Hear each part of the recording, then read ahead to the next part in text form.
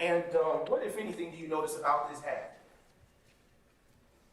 A hat with reddish brown stains. Okay. And do you see reddish brown stains anywhere else in this photograph? Yes. Okay. Where do you see them? On the ground. Okay. Where on the ground do you notice them? By a vehicle door. Okay. Which door is that? Passenger side front door. Okay. All right. I'm now turning your attention to State's Exhibit 37, Bravo, Bravo. All right. Former CST Robertson, can you tell the jury what we're looking at here? A hat with reddish brown stains. Okay. And is it fair to say this is just a closer view of that last photo in State's Exhibit 30 that we looked at? Yes. Okay, I'm now going to turn your attention to State's Exhibit 36, Bravo, Bravo. Keep going.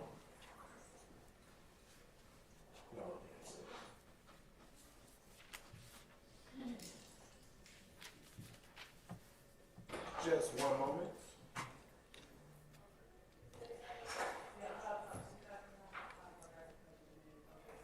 All right. If you zoom in, there's Senior AD Atkins. Okay, CST Robertson, what are we looking at here? A hat with reddish brown stains and marker number 1. Okay, what is a marker number? What is a marker number? A marker number is marking your evidence. Okay, and why would anyone use a marker number? To mark their evidence. All right. And is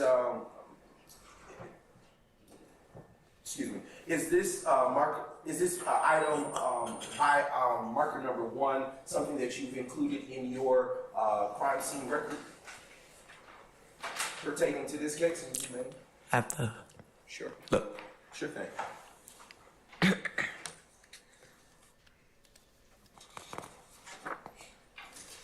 You asked would it be in my report? Yes. Is that in the report?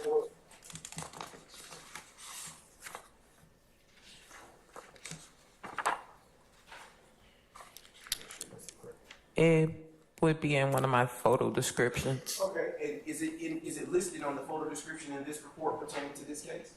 Yes. Okay. All right. I'm now going to turn your attention to State's Exhibit 91. Bravo, bravo. One more. All right. What do we see in this picture, CST Robertson? A picture of,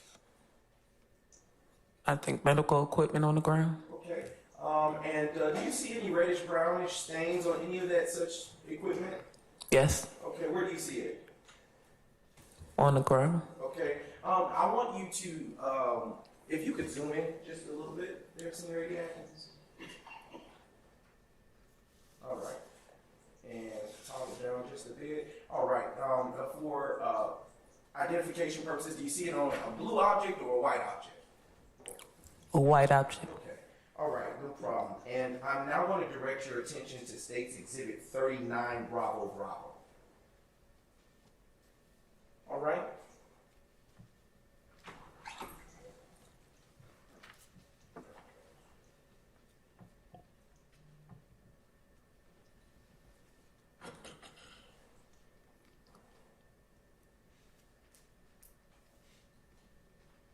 Okay. All right. What do we see in this particular picture? A photo of street signs. Okay. And why would you have taken a photo of street signs?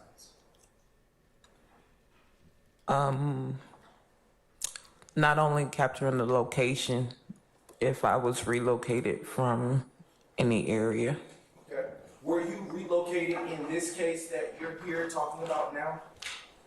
Yes. And does this picture depict the area to which you were relocated? Yes. I asked you, What, if anything, occurred upon your relocation to this particular area as depicted in State's Exhibit 39? Bravo, Bravo. Can you repeat that? Sure, I'll ask it a better question. What, if anything, did you do upon being relocated to the area depicted in State's Bravo, Bravo? I took photographs.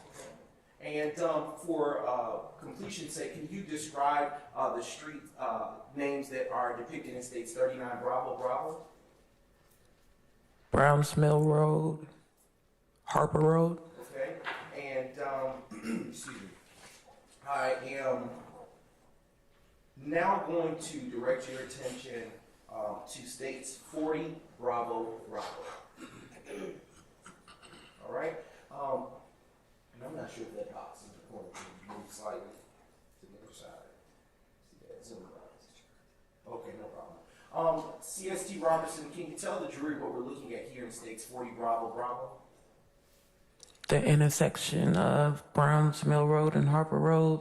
Okay. Is it fair to say that this is just a wider view of said intersection that we looked at in the prior State's exhibit?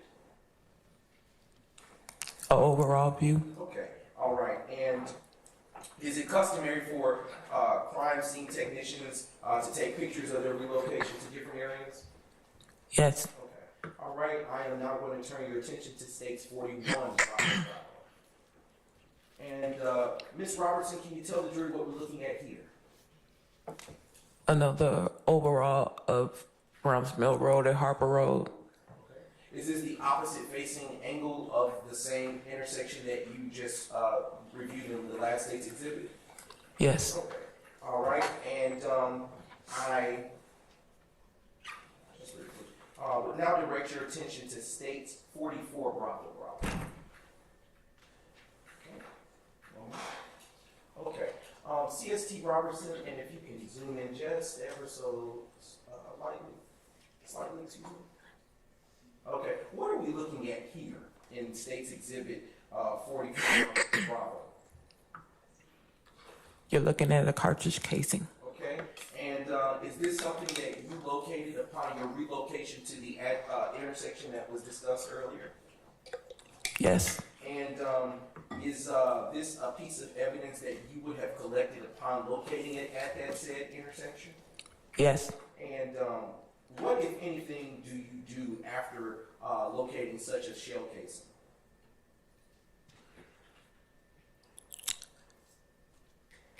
Once I locate it, photograph it with the marker, Okay.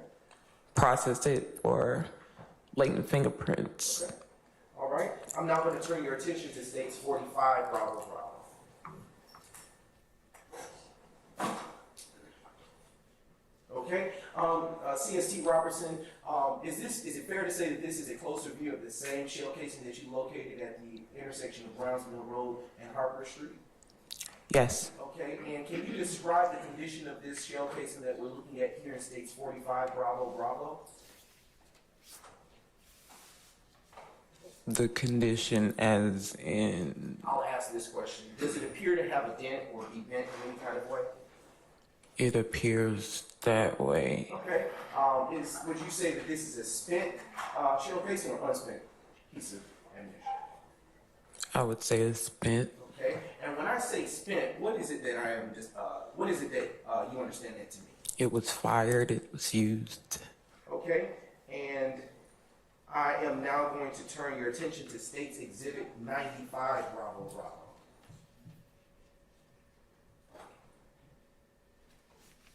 Okay.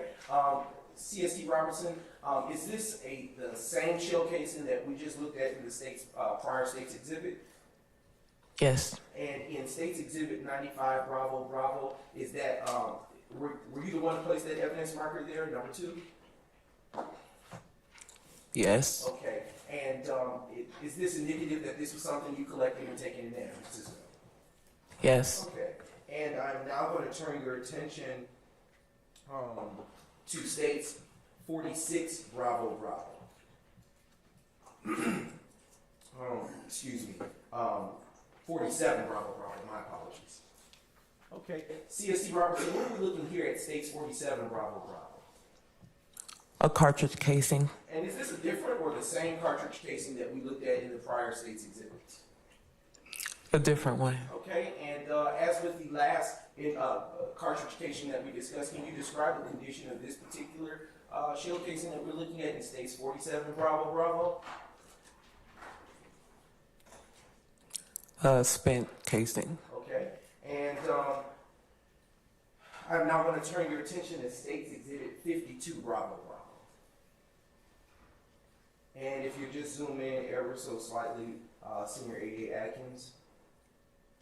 There we go. Center, please. Thank you. And CST Robertson, can you tell the jury what it is that we see here? Is this the same shell casing? The same shell casing as the last photo, yes. Okay, and that evidence marker, is it fair to say that that evidence marker that is placed there is indicative that you took that shell casing also in the evidence? Yes. And with both shell casings that you collected in this particular case, is it also fair to say that you ran tests on both of them? Yes. And what was the test that you ran on them? I processed for latent fingerprints. And did you find anything of value? No. Okay. And I'd like to ask you, did that conclude your involvement with this particular APD case number, which is APD 151022458? Is this right here? Yes, as to this particular APD case number, APD number 1510224. Yes. Okay, no problem. Thank you. And I am going to now just briefly. Okay. I am now I'm approaching the defense, which has already been provided in the discovery process and has been pre-marked as State's Exhibit 62 India, Your Honor. Thank you, sir. Yes, this is this. Leave that there.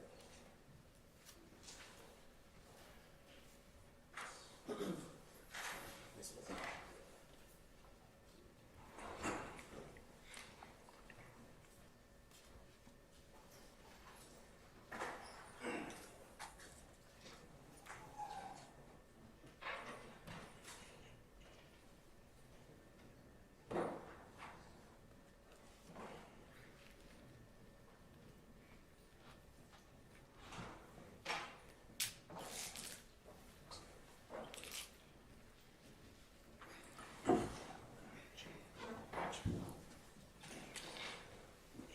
Okay, Your Honor, at this time, I am now approaching Ms. Robertson, with State's Exhibit 62 India.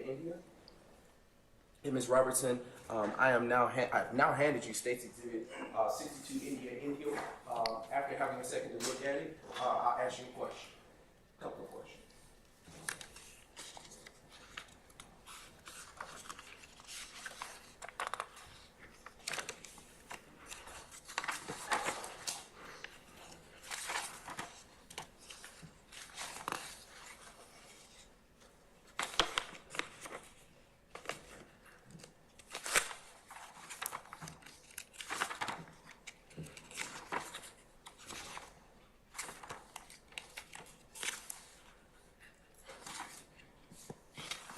Have you had enough time to review State's Exhibit 62 India? Yes. Okay. Ms. Robertson, can you tell the jury what State's 62 India is? My report from another incident, another shooting incident. Okay. And how do you know what it is?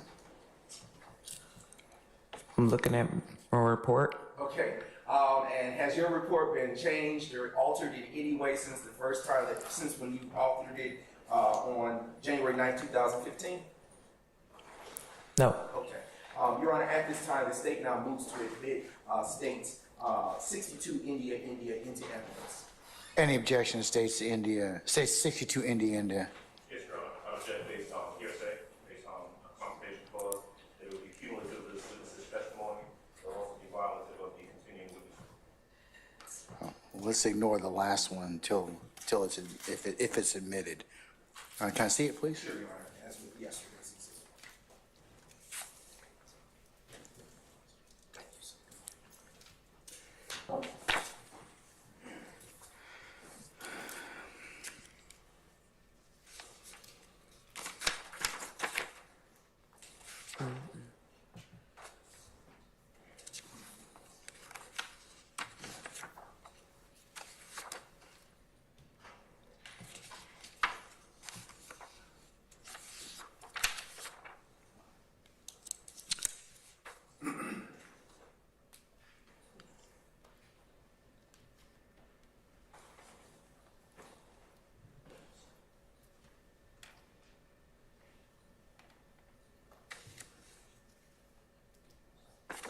All right, Mr. Adams, I'm going to overrule your objections.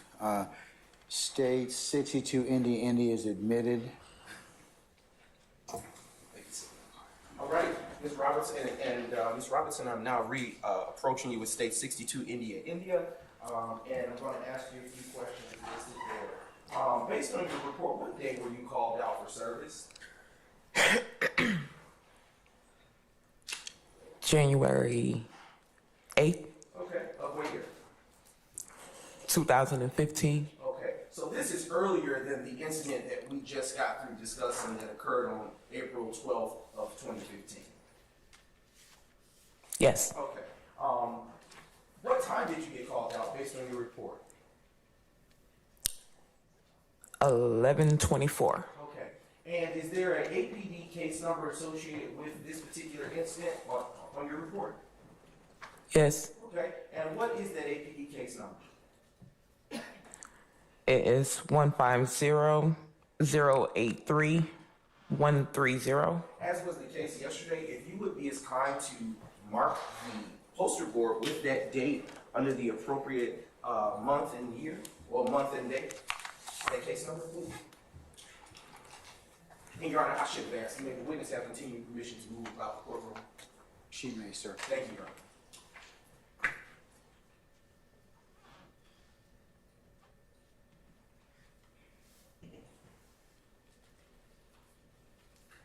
And it goes without saying, if any of the defense need to relocate themselves to take a look or have a better vantage point, you're welcome to do so. Okay, thank you. All right. Okay, I'm going to now direct your attention back to State 62 India. Can you tell the jurors, the members of the jury, the location to which you were initially called out as it pertains to this particular APD case number? 675 Metropolitan Parkway. Okay, is that the address that you were first positioned at when you arrived to that crime scene, or is there ever a time that you relocated during this particular incident? It's possible I relocated. If you would be as kind to turn to the narrative portion of your report and read what it is that you noted at that day and time when you took it.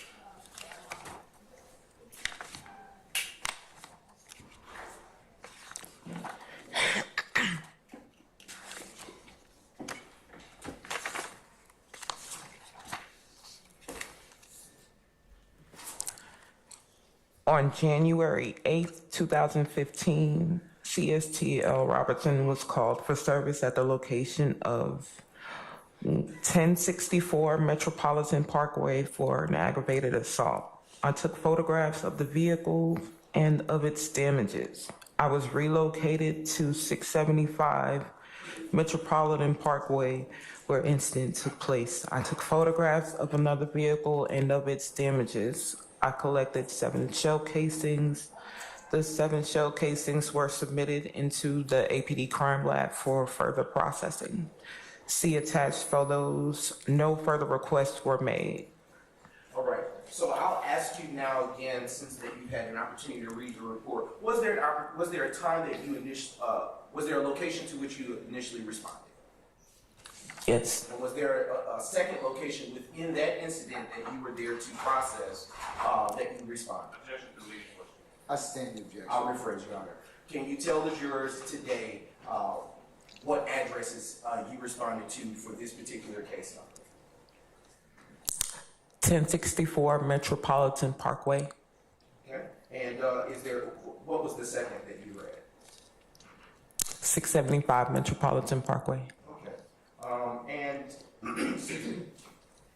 In what county are those locations located? Fulton County. Okay, and when you responded to the first address, can you tell the jury what, if any, evidence you collected at that time? Photographs and I believe vehicle damages, photographs of the vehicle damages. Okay, and when you responded to the second address for this incident, can you tell the members of the jury what, if anything, you did at that time? At the second location, I took photographs. I took photographs of the damages to vehicles as well as collected shell casings. Okay. Your Honor, at this time, the state is now approaching the defense with state's exhibits 1 India, to state's exhibit 61 India, which have already been shared in the discovery process and have been pre-marked as well, Your Honor.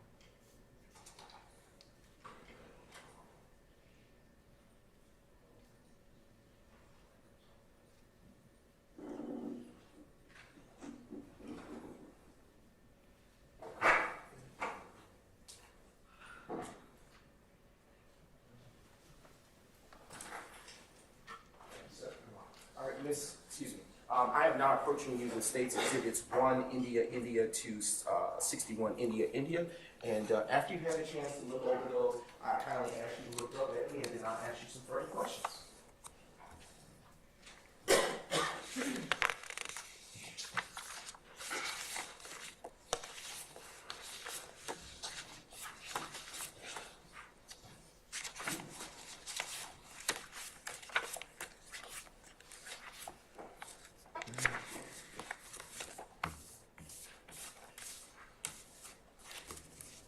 Yeah, okay, you had it. I see you looked up at me. Does that mean that you finished everything? Everything? All right, no problem. Okay, and what is it that I have handed you as state's exhibits 1 India, to 61 India? Repeat the question. I actually can. What have I just handed you that has been pre-marked as states 1 India, to 61 India? Photographs of crime scene. Okay. Do you recognize those photographs? Yes, How do you recognize them? I took these photos. All right. And have those photos that you looked at been altered in any way since the day that you initially took them? No, Do they fairly and accurately depict the location of the crime scene that you responded to on the day on the day of January the 8th, 2015? yes, Okay. Your Honor, at this time, I now move to admit states 1 India, to states 61 India, into evidence. Any objection to states 1 India, to 61 India? No, sir, no objection. All right, they're admitted, may be published as you see fit. Thank you, Your Honor. Ms. Robertson, I'm going to turn you back to your crime scene record that pertains to this particular incident that you responded to. That has been noted as state's exhibit 62 India. And I'm going to turn you to the page that pertains to the photos descriptions that you listed here through 1 through 61. And I would ask that you would kindly read what it is that you did, your photos correspond to in this description, kind of.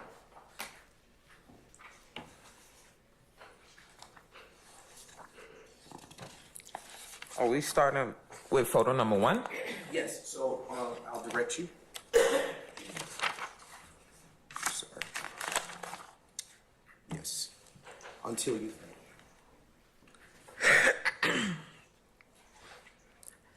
Photo number 1, close-up of street signs. Photo number 2, overall of the backup of the Chevrolet vehicle. Number 3, mid-range of back of vehicle. Number 4, close-up of vehicle tag. Number 5, overall of driver's side of vehicle. Number 6, close-up of front of vehicle. Number 7, overall of passenger side of vehicle. Number 8, overall of back of vehicle. Number 9, overall of rear window damage. Number 10, mid-range of rear window damage. 11, close-up of rear window damage. 12, overall of passenger side rear window damage. 13, overall of passenger side rear window damage. 14, mid-range of passenger side rear window damage. 15, close-up of passenger side rear window damage. 16, close-up of passenger side rear window damage. 17, close-up of vehicle VIN number. 18, overall of location. 19, close-up of address. 20, close-up of address number. 21, overall of name of location. 22, overall of back of vehicle. 23, close-up of vehicle tag. 24, overall of driver's side of vehicle. 25, overall of driver's side of vehicle. 26, overall of passenger side of vehicle. 27, overall of passenger side of vehicle. 28, overall of rear window damage. 29, overall of front of vehicle. 30, overall of rear window damage. 31, mid-range of rear window damage. 32, close-up of rear window damage. 33, close-up of rear window damage. 34, overall of shell casings. 35, overall of shell casings. 36, overall of shell casing. 37, close-up of shell casing. 38, mid-range of shell casing. 39, close-up of shell casing. 40, overall of shell casings. 41, mid-range of shell casings. 42, close-up of shell casing. 43, close-up of shell casing. 44, mid-range of shell casings. 45, close-up of shell casings. 46, overall of shell casings with markers 1 through 7. Overall, 47, mid-range of shell casings with markers 1 through 7. 48, overall of shell casings with markers 1 and 2. 49, mid-range of shell casings with markers 1 and 2. 50, close-up of shell casing with marker 1. 51, close-up of shell casing with marker 1. 52, close-up of shell casing with marker 2. 53, close-up of shell casing with marker 2. 54, mid-range of shell casing with marker 3. 55, close-up of shell casing with marker 3. 56, mid-range of shell casing with marker 4. 57, close-up of shell casing with marker 4. 58, mid-range of shell casing with marker 5. 59, close-up of shell casing with marker 5. 60, mid-range of shell casing with marker 6.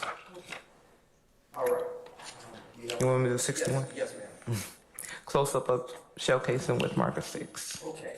I'm now going to turn your attention back to when you relocated from the 64 Metropolitan Parkway to the 675 Metropolitan Parkway address. Upon relocating to the 675 Metropolitan Parkway address, how many shell casings did you recover from that location, according to your report?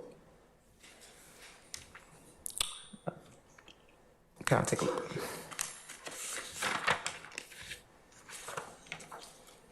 According to the report, 7 shell cases. And according to your report, can you tell the jury, excuse me, just a brief second. Were fingerprints done on these shell casings as were the case in the first APD case number you responded to? Yes. Okay, and was anything of value found from those shell casings? No. Okay. And in your report, as it pertains to the window damage that you noted, when you say damage, what kind of damage are you describing? Defect damage from shootings. Okay. And based on your report, how many vehicles had defects? 2. Okay. Do you know anywhere in your report what those vehicle types were? Yes. Okay. Can you tell the jury what those were according to your report? I'm gonna look real quick. Sure.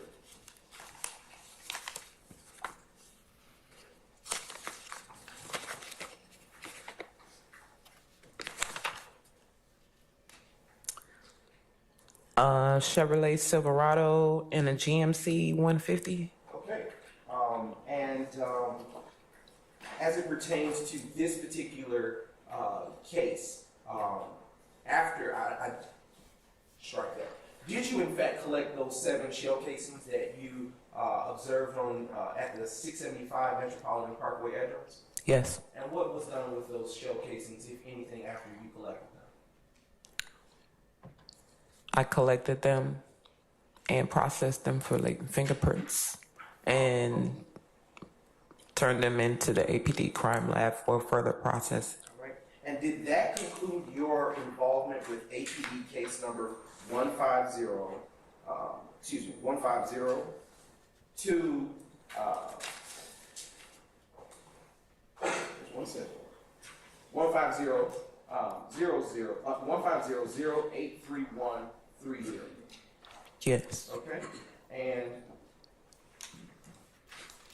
I am now going to turn your attention, well, before I do that, I'm now approaching the defense with what has already been pre-marked as states 23 Foxtrot, and has already been served in the discovery process, Your Honor. Yes, sir.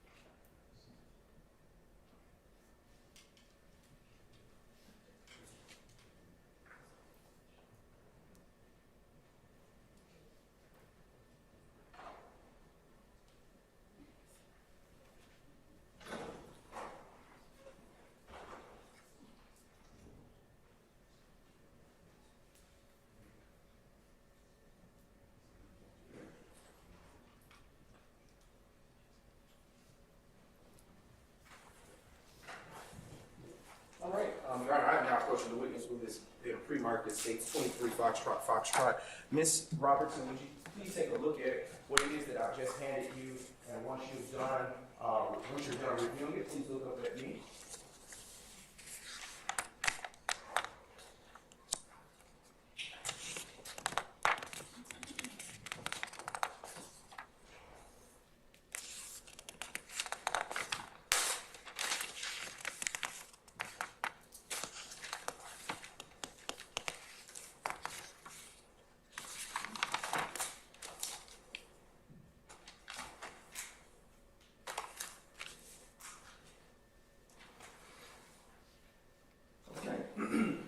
Ms. Robertson, what have I just handed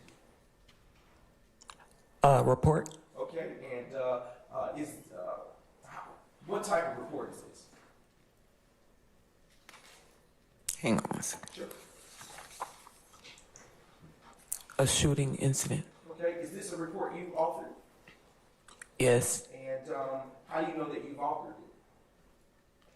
My name is on it. Okay, And is that report that I handed you, that your name is on, is it the same or is it in the same or substantially same condition as it was at the time that you authored it on January 23rd, 2015? Yes. Okay, Your Honor, at this time, the state now moves to admit into evidence State's Exhibit 23 Foxtrot. Any objection to states 23 Foxtrot? Your Honor, in regards to that exhibit, my objection would be the same as previous, that it contains hearsay.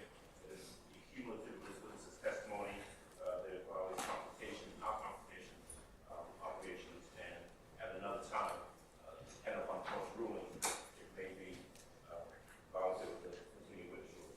Like I said, let's not, I prefer you not make that last objection because that depends on a lot of other things that haven't come to pass. So I'll consider the first ones. Can I see it, please? All right.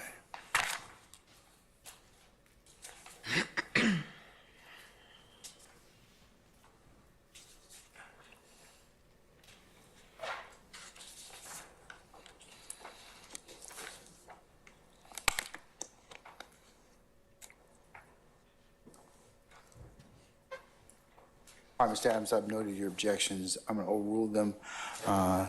States 23 Foxtrot's admitted. Continue objection. Thank you kindly. I am now approaching the witness with State's 23 Foxtrot. CST Robertson, can you tell the jury what, if any, APD case numbers associated with this particular document? 150-222-838. Okay. And as, well, what date is associated with this particular incident? January 23rd, 2015. Okay. And is there a location associated with this particular incident? Yes. And would you be as kind as with the case before and take that black marker and note on the poster board the APD number associated with the pertinent date for the timeline?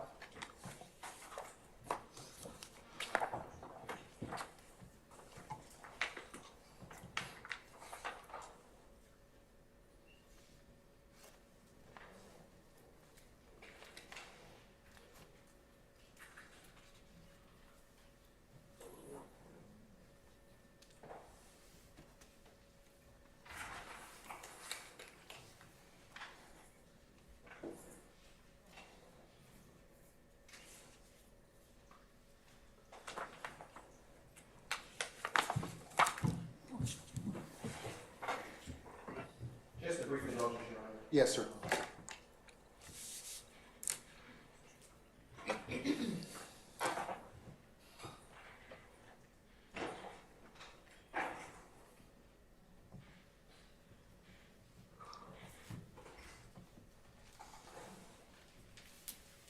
All right.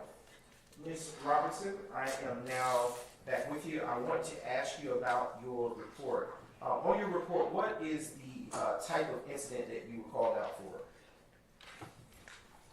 For a shooting? Okay, and according to your report in the narrative section, which you will see if you flip the report a few pages over, would you be as kind to read that portion of the report for the jury's hearing? Excuse me. Subject to the witness simply reading the report as testified from the report as opposed to reading. I stay in the objection. Your Honor, if I may respond. Go ahead. It's in evidence, Your Honor. I know, but it might just go a little bit better if you do that. Sure thing, Your Honor. All right. CST Robertson, can you tell the jury, based on the narrative portion of your report, what it is that you did when you arrived to the 1007 Hill Street address? I took photographs. Okay. Is that all you did? No. What else did you do when you were responding to the 1007 Hill Street address, based on your report? You can refer to it, you just can't read from it. Okay.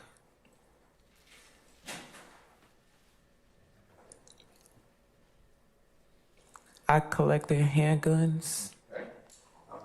And what did you do after you collected those handguns, according to your report? You may refer to it.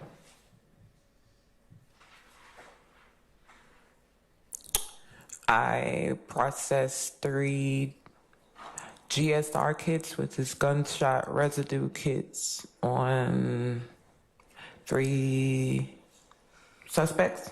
Okay. At what address? At the Zone 3 precinct, 215 Lakewood Way. Okay. And, excuse me, just briefly.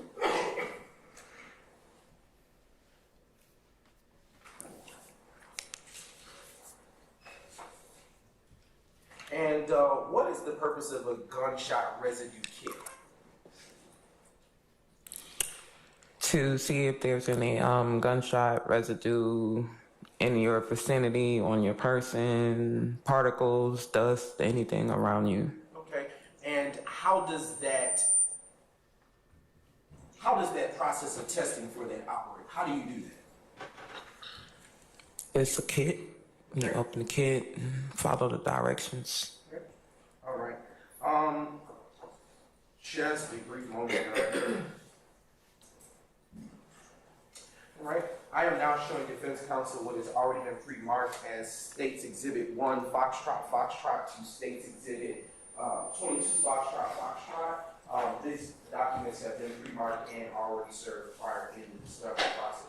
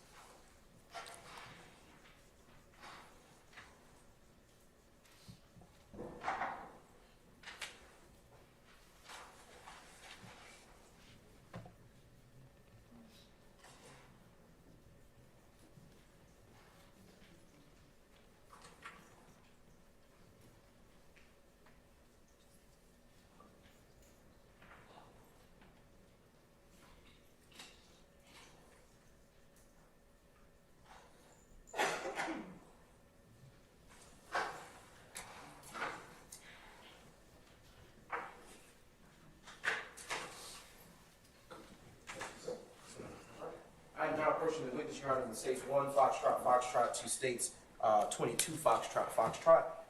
Ms. Robertson, after you, please take a moment and review those to yourself. And after you've done so, look up at me and we will continue talking.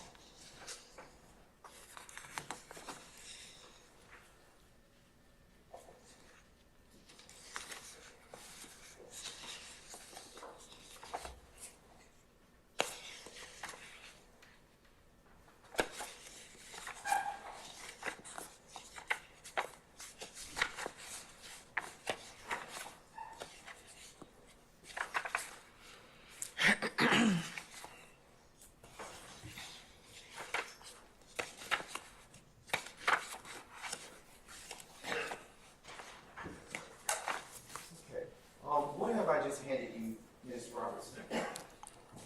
Photographs. Okay, and are those photographs that you've taken? Yes. And how do you know?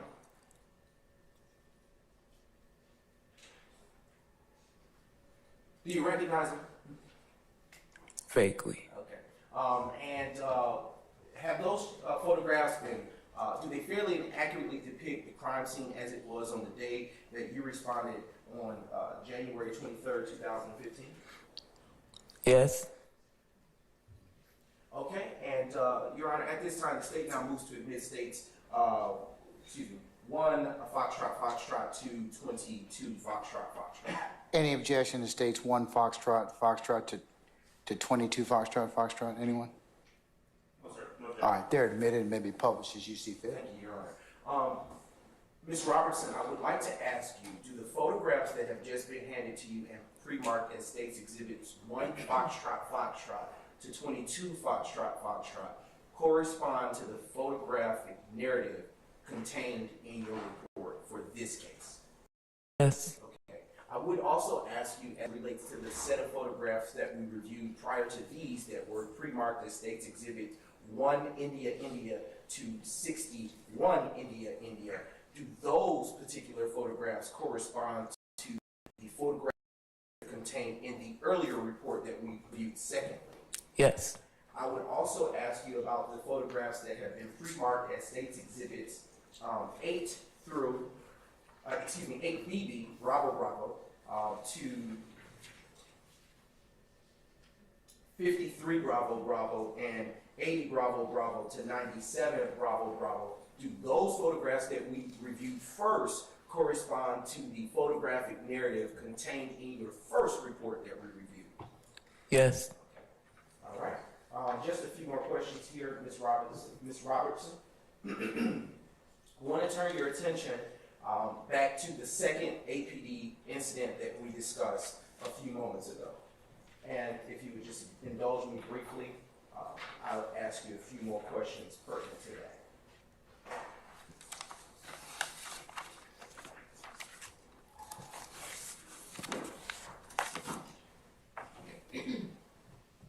Pertaining to the second APD incident that you responded to, do you, in your report, note who the purple truck belongs to? No. Okay. Would you take a look at your report and tell me if you see any such notes?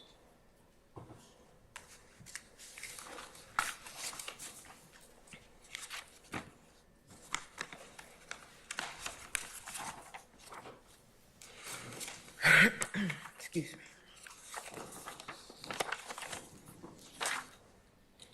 No. Okay. I'm going to ask you just maybe a few more questions here. Do you know a man who goes by the name of DeQuantes Lamar, or AKA Rich Homie Quan?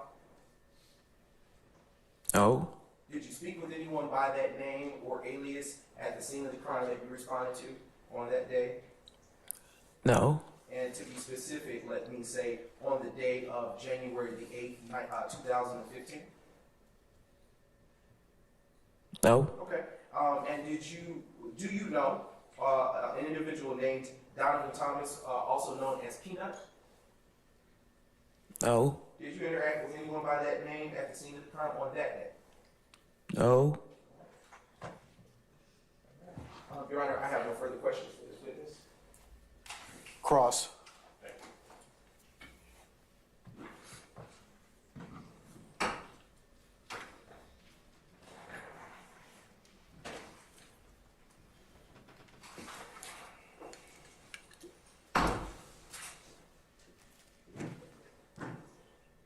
Robinson, good afternoon.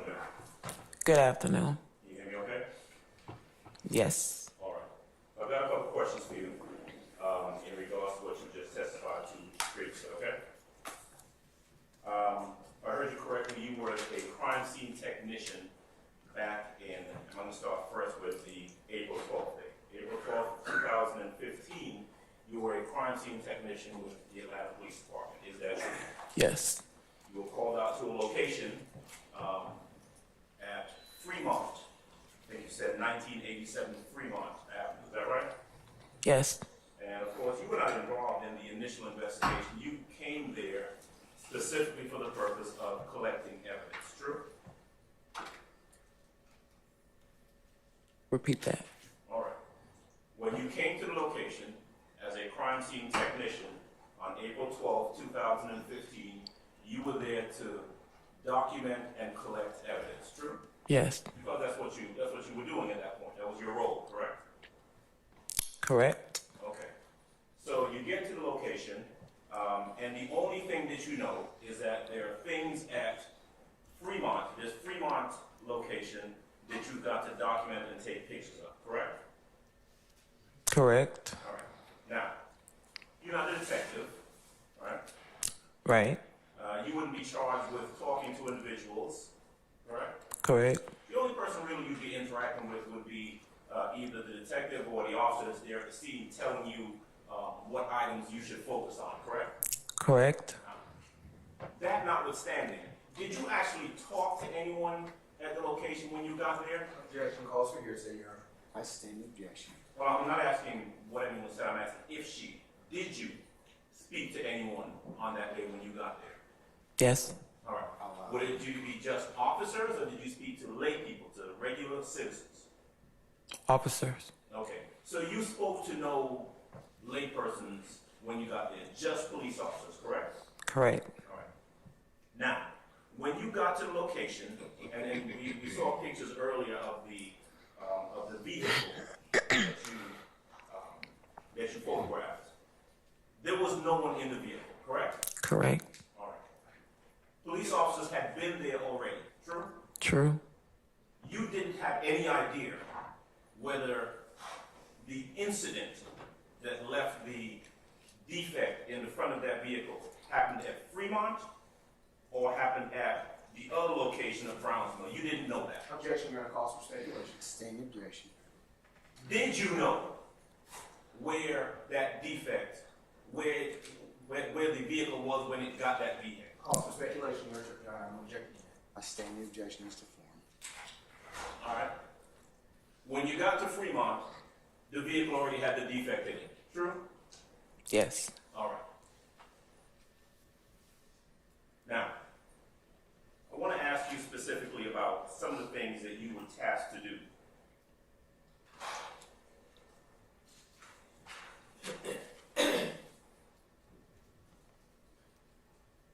Although you started at the Fremont location, you ultimately ended up going to the corner of Browns Mill and Howard. Is that right? Browns Mill and repeat that? Did you end up going to a different location after Fremont? Yes. Okay. What was that second location that you went to? I'm gonna tell you the exact location.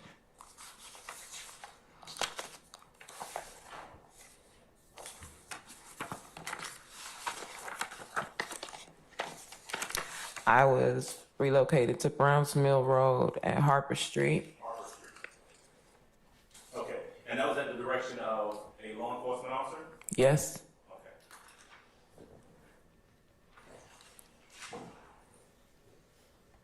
With the state's assistance, I want to pull up some of their photographs that were shown earlier. Do you have those? Let's start with 12 Bravo Bravo. And I want you to take a look at that when it comes up on the screen for us, okay?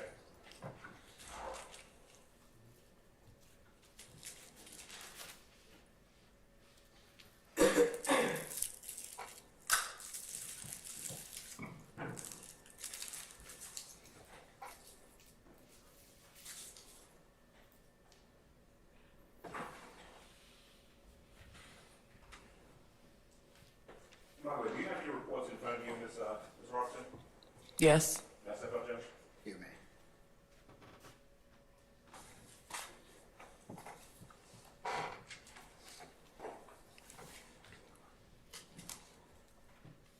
All right. Robson, I want you to take a look at the screen and tell me if that is the scene that you looked at earlier and described as the front of a vehicle, or the vehicle that you photographed. Is that what it is? Yes. All right. So when you get to the location, you see this vehicle, and it is exactly as it looks right there, correct? Yes. You didn't open the doors. No. You didn't put that hat on the ground. No. You don't know how it got there. No. You don't know who had it on before you got there. No. You don't know how it got on the ground. No. Now, there was no one in the car, right? Correct. And you looked through the car. You searched it, right? Correct. You didn't find any guns in the vehicle. No. You don't know whether there were any guns in the vehicle before you got there. No. Objection calls for speculation, Your Honor. I stand the objection. Because you came there after the fact, you don't know if there were any guns in the vehicle. True? True. You are not in a position, because you weren't there prior to this scene, to say how many people were in the vehicle before that. True? True. You don't know how the vehicle got from Browns Mill to the Fremont location, right? Right.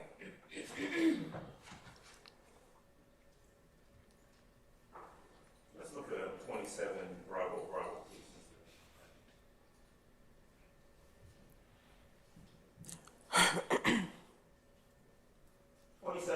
Bravo, right next to you, Ms. Robinson, is the front of the vehicle that you photographed. Is that right? Photograph of the windshield, the defect. Okay. When she was in front of the vehicle, right? Correct?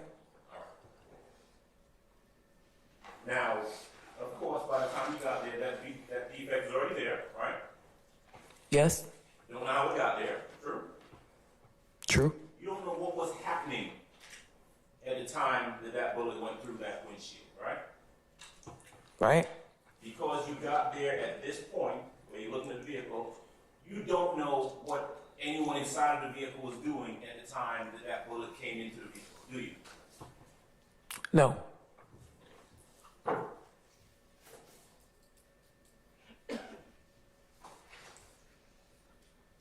You were asked a lot of questions about whether or not the window, the driver's side window and the passenger side window were either up or down. Remember those questions? Yes. In these photographs that you were shown, the windows appear to be up. True? True. All right. Now, it is fair to say that since that's the position they were in when you got there, you don't know whether they were down sometime before that, right? Right. You don't know who, if anyone, manipulated the windows at any time before you got there. True? Objection. Facts not in evidence. I sustain the objection. That's not in evidence. I sustain the objection, sir. Do you know whether the car was ever at Browns Mill and Harper? Repeat that. Do you know whether this car that you photographed was ever at the corner of Browns Mill and Harper? No. Okay. And so you wouldn't know whether or not it traveled from Browns Mill and Harper to Fremont, and if so, how it got there, right? No.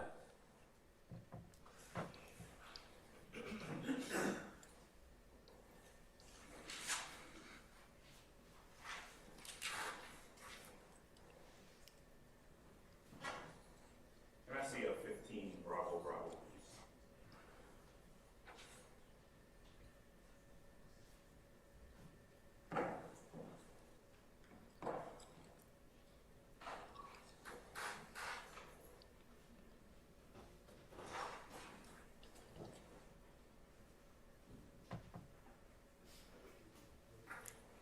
All right.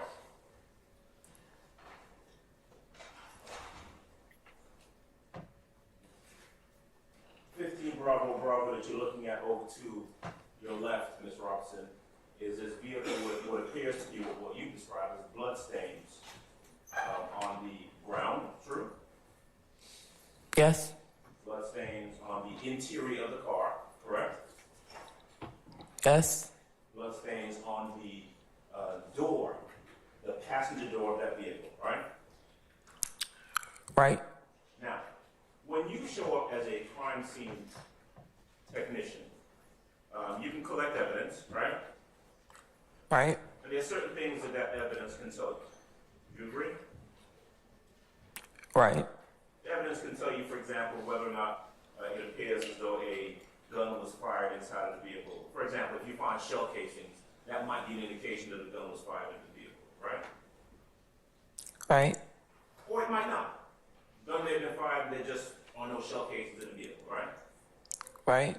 Gun could have been fired from a revolver where there's no ejection of a shell casing, and then you don't see any shell casing in the vehicle, right? I'm going to object, Your Honor. This is facts not in evidence.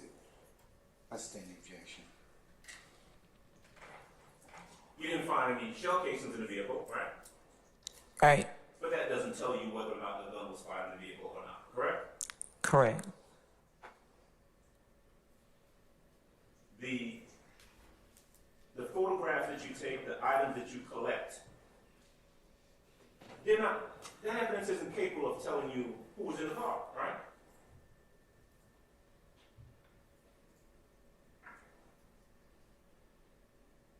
I wouldn't know who would be in the car, no.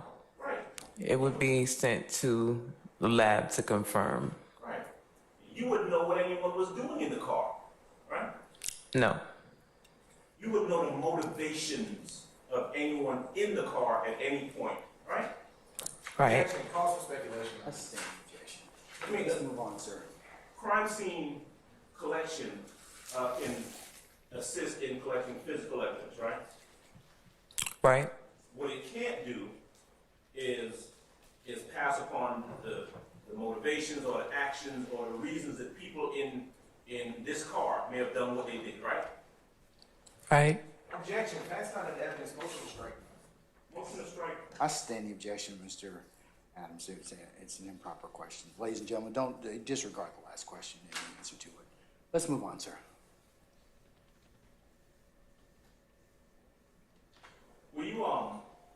Were you ever tasked with going to the Citgo gas station on that evening?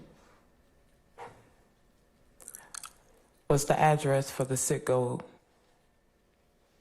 Well, did you go to a Citgo gas station, regardless of what the address is? I don't know.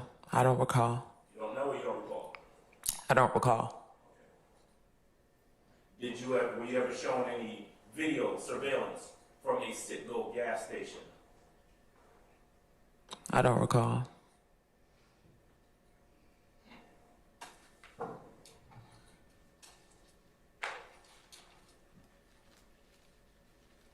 Ms. Atkins, can I have 39 Bravo, please?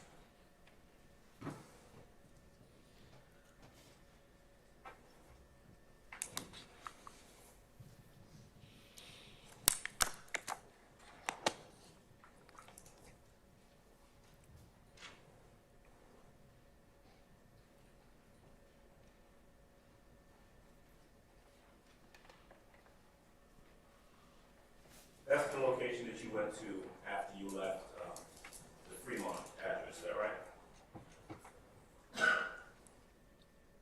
Yes.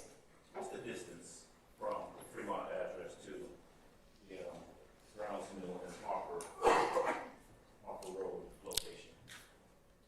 I don't recall. I told you it was a couple blocks. Are you in a position to say yes or no? Objection, Your Honor, witnesses already indicated. I sustain the question. All right, could you make a notation of the distance between the Browns Mill and Harper location to the Fremont location anywhere in your report? Nothing located in my report about that. So you went there because one of the officers of the Texas told you to go there and take some photographs, is that right?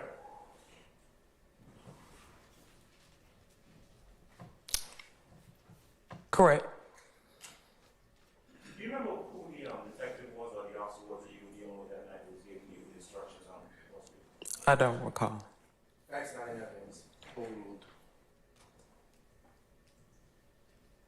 Can I have a 41 Bravo?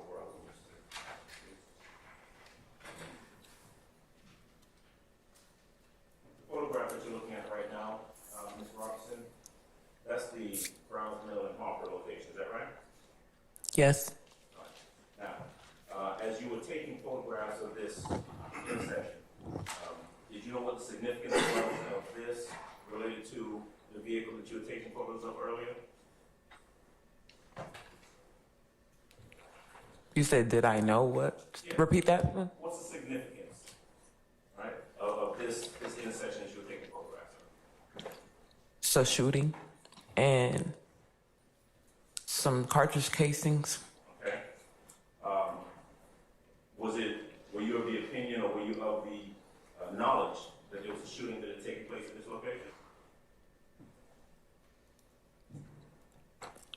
I was relocated to this location. So someone just, one of the officers, whoever it was, just told you, go to Brownsville and Harper and go take some photographs and see what you find? One of the objects, characterization, calls for hearsay, Your Honor, as well. I'll sustain as to form. You can rephrase, Mr. Adams.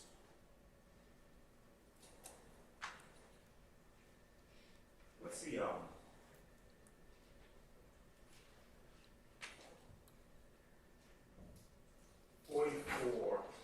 45, Bravo, if you don't understand. All right. Shell casing, one of two found at that location, is that right?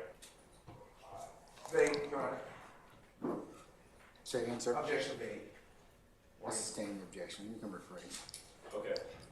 The shell casing that is depicted in State's Exhibit 45, Bravo, Bravo, is a shell casing that you took a photograph of, is that correct? Correct. You took a photograph of 2 shell casings, is that right? Correct. This is one of them, right?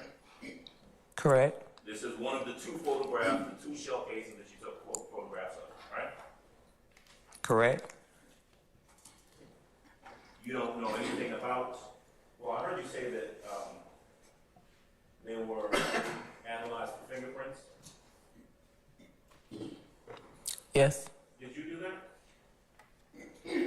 Yes. And were the results made part of your report? Yes. And they were negative for fingerprints, is that right? Correct.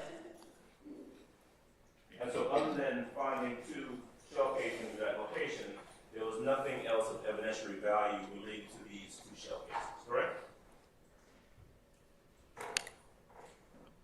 You have my report, but that's correct. Answer yes. You have my report, yes. Well, you remember what happened when you examined the scene and took photographs and collected evidence, right? No, I told you I don't recall. You have my report, and I can answer your question. You give me my report. Okay. So in order to tell us anything about that night or your investigation, you need to Refer to my report, yes, correct. You don't have any independent recollection of it, right? I'm gonna object, Your Honor, asked and answered. I'll rule the objection. What about evidence of any blood at the location?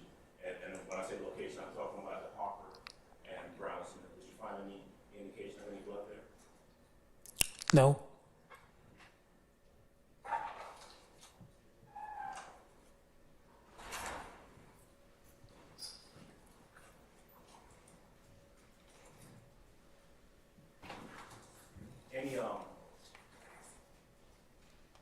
Any cameras at that location? Traffic cameras? Anything like that? I don't recall. Were either you or anyone else with the Atlanta Police Department who was investigating this crime, the shooting that night, tasked with checking to see whether any homes right near that intersection may have had any cameras, ring cameras, anything like that?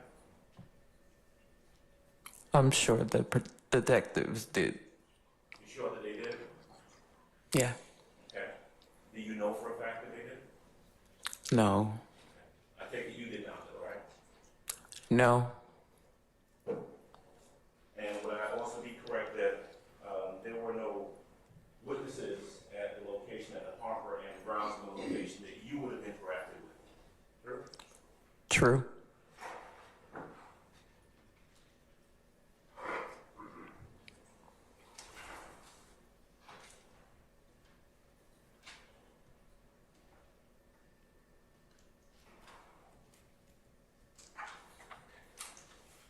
Let me go back, but I want to ask you a question about the vehicle that you photographed.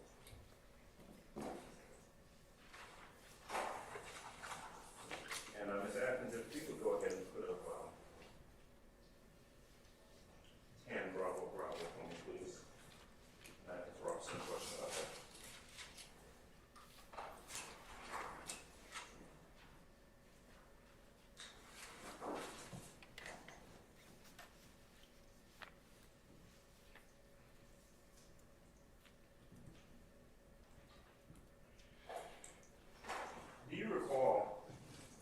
not sure whether you can, if you can't see it from this photograph, I want to just ask you based on what you remember from that night, if you remember anything from that night, whether or not the front passenger window was slightly open or slightly cracked when you got there.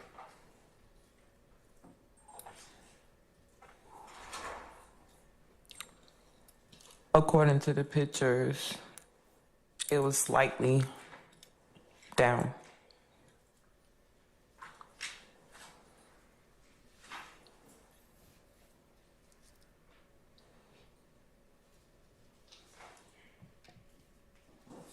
Jackson, do you have a 91 Bravo?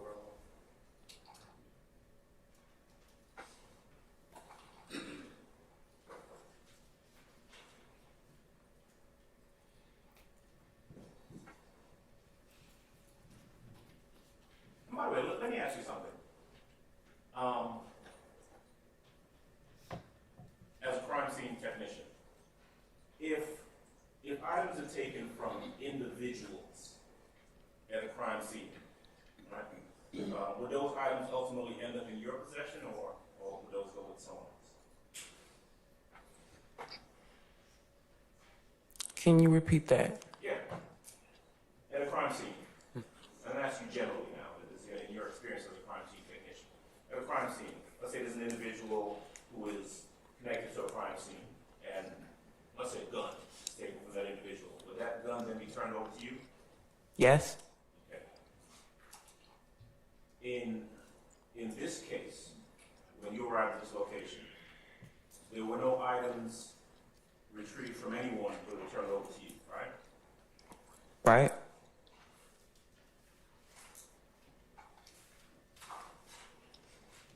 When you got there at the location, had the person who had been shot, the person was already gone, right? Yes. Okay. Any other individuals around? I don't recall.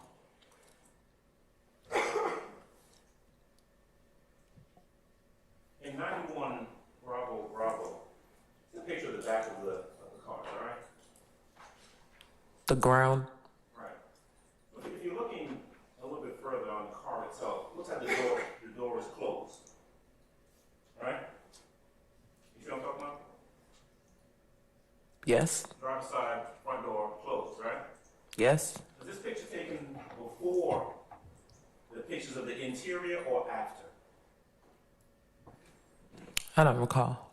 Okay. Who closed the door? I don't recall. Was it closed when you got there, or was it closed after you got there? I don't recall. What does the picture say? So when you testified earlier, when we showed you the picture of the car with the doors open, and you said that's the way the car was when you showed up, you don't really recall whether that was the case or whether the doors were closed, do you? I don't recall. Okay.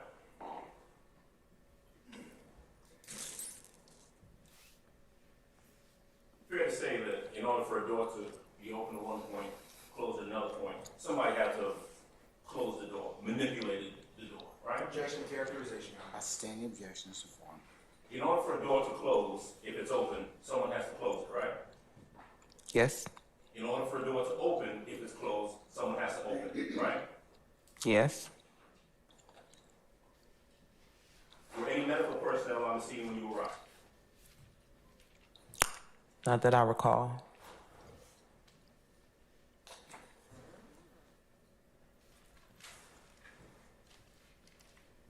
And so, in regards to this incident,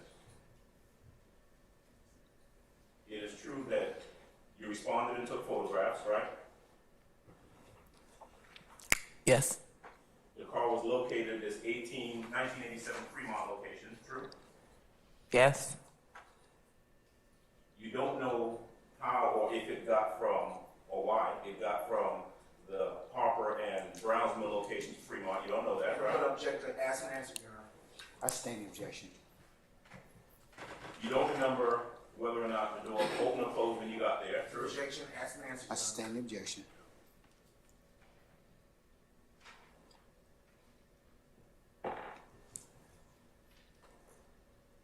All right. I want to move on and ask you some questions about the incident that you talked about in Metropolitan Park. Mr. Adams, Yes, sir. can we pause right now? Ladies and gentlemen, want to take a comfort break? Okay, we're gonna do that, Mr. Adams. You can resume as soon as we're done.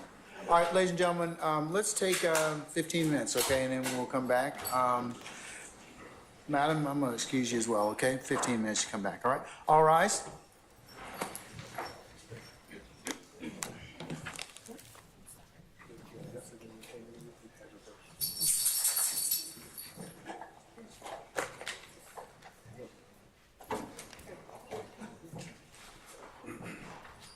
You tell her. Huh? Please. Please do. Talk to her about it.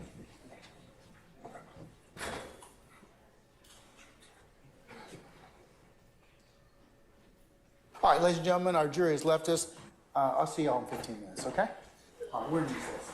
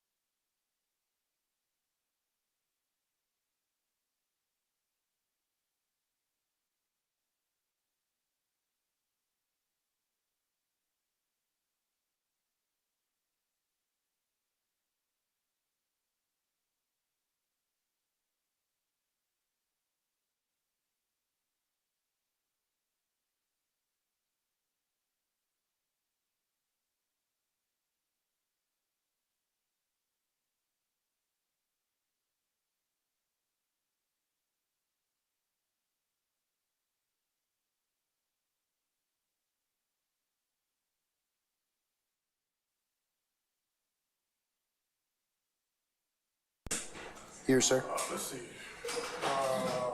Yes. Everybody is? No. Oh, there's Miss Westmoreland back there. Yeah, she's back there. Everybody present, count for.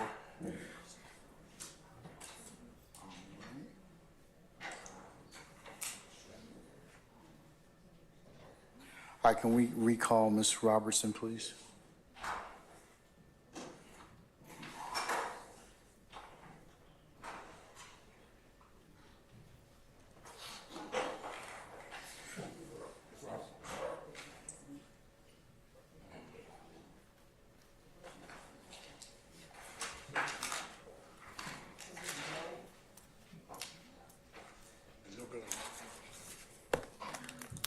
All right, Sergeant Ingram, summon our jurors, please, sir.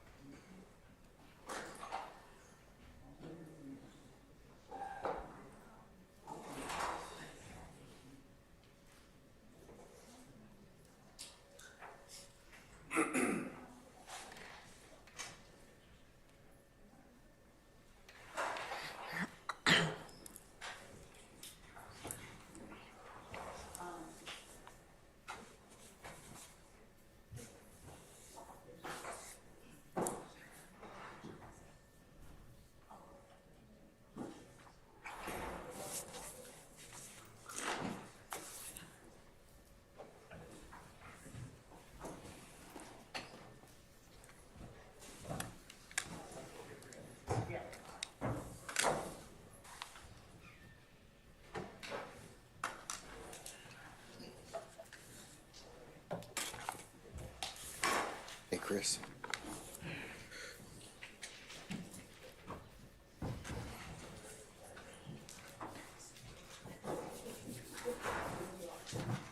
And the next one's in order. Next one's in order.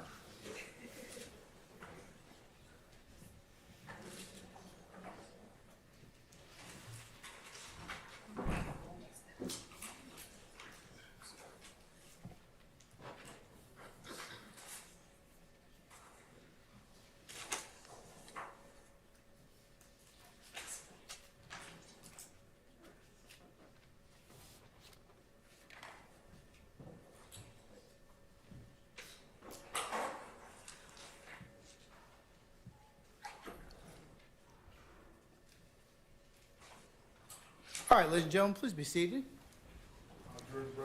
All right, thank you, Sergeant Ingram. All right, Mr. Adams, you may continue, sir. Carson, there was a question I was moving on to one of the other locations, but I want to jump back to that 1987 Fremont location for a second. When you got there, you testified that you got there and you photographed and collected evidence in regards to the car. Is that right? I took photographs when I got there, yes. Okay. The house, the location that you got to, 1987 Fremont, and we saw the, I guess the mailbox with the address on it, right? You remember that? Yes. And that was, in fact, the mailbox to that house, 1987 Fremont. Yes. Did you ever, or were you ever instructed to go in that house to look for or collect any evidence in that house? No. Were you ever instructed to even take any photographs of either the front of the house or anywhere inside of the house of anything that might be of any evidentiary value? I took photographs of the front of the house, but no, I wasn't directed inside of the house.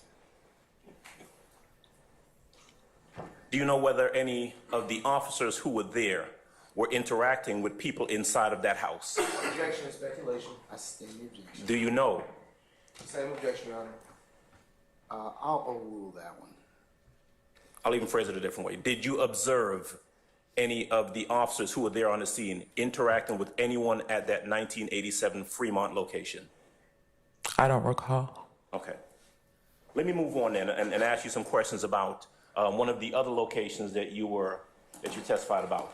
One of them was Hill Street. All right, I'm going to leave your report there so you can take a look. You can reference it if you need to, okay? Okay. You were called out to Hill Street and you described it as you're responding to a report of a shooting. Is that correct? Correct. Information that you had is that there was a house that was supposedly shot at. Is that right? I don't recall. Okay. Do you remember who made the call? I don't recall. No. All right. Do you remember the name of the individual whose house you were responding to? No. Okay. How about your report? Look at your report and see if that helps refresh your recollection. If you want me to point you to it, I can do that. But you go first. Take a look and tell me if that refreshes your recollection. Of whose house it is? Yes, ma'am. The house that you were there in front of. No, I don't recall. Okay. Madam Judge, I'm sorry. You may, sir, yes.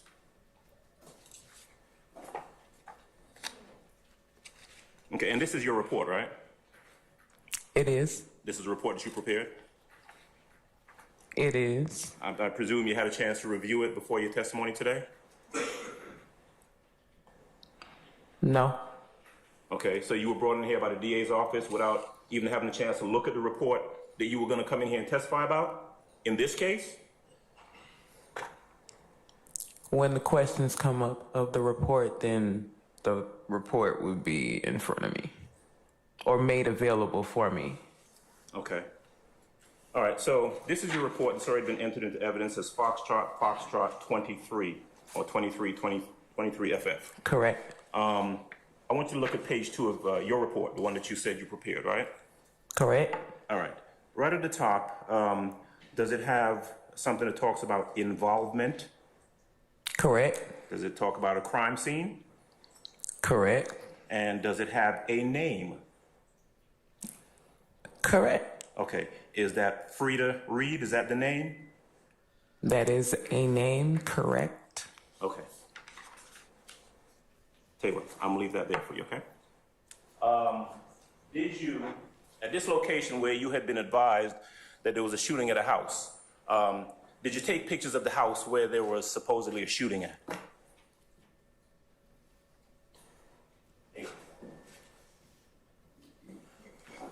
No. According to the pictures. Because they're in that stack of pictures, which are pictures that you took. Correct. There are no pictures of a house that was supposedly shot at that you responded to, right? Correct. What was there was a vehicle with 3 individuals in it. Is that right? Was a vehicle. Correct.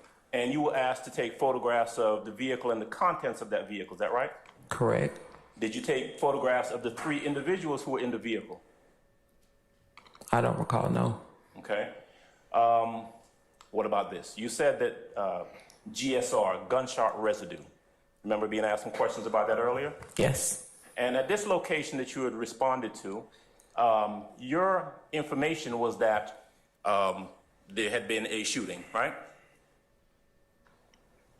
According to a report, yes. You did not find any shell casings outside this house that had supposedly been shot at, did you? No. Because if you had, you would have photographed them and collected those shell casings, wouldn't you? Correct. And if you had seen any bullet defects on this house that had supposedly been shot at, you would have photographed those bullet defects, wouldn't you? Correct. Because that would have been important in the investigation, true? Correct. It certainly would have corroborated that a house had been shot at that you had responded to, true? True. Okay. What you did do, though, is that you photographed the trunk and interior of this vehicle in these photographs that have been labeled States Exhibit 1 Foxtrot through 22 Foxtrot, right? Correct. All right. And in that vehicle, there were some guns found, right? Correct. So you got a vehicle, 3 guys in it, and 3 guns that you collected, right? Correct. Okay. Now, it wasn't done at the location, but I think I heard you say earlier that at Zone 3, you were the one who did the gunshot residue test on those 3 individuals, right? Correct. And I think if I wrote down your response correctly, you said there's really not a whole lot of technicality to it. There's a kit. You open the kit and you follow the directions, right? You read the instructions and follow the instructions. Yes. Okay. Now, the individual, and you were the one who was actually interacting with these three individuals who were in that car where those guns were found, right? Interacting. Well, I mean, you had to interact with them in order to do the gunshot Just residue, right? process the gunshot residue kits. Right. Right. I mean, you had to interact with the individuals, right? And the process. Okay. So, Kelvin Watts, Jermaine Hardiman, and Jamal Baines were the three individuals who you did the gunshot residue test on. Isn't that right? I don't recall. You don't remember the names? I don't recall. Did you put it in your report? I don't recall. You don't. Well, it's in front of you. Take a look and see if it's in there. Okay, hold on one second.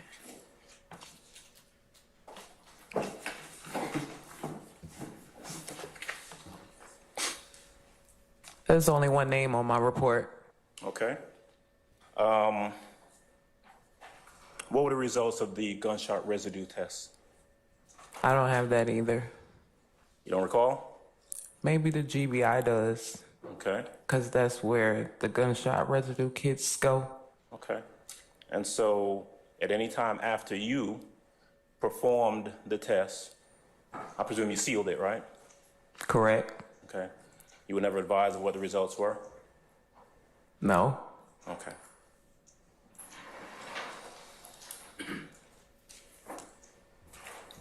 The other incident that you were asked about, let's see, that would have been the Metropolitan Parkway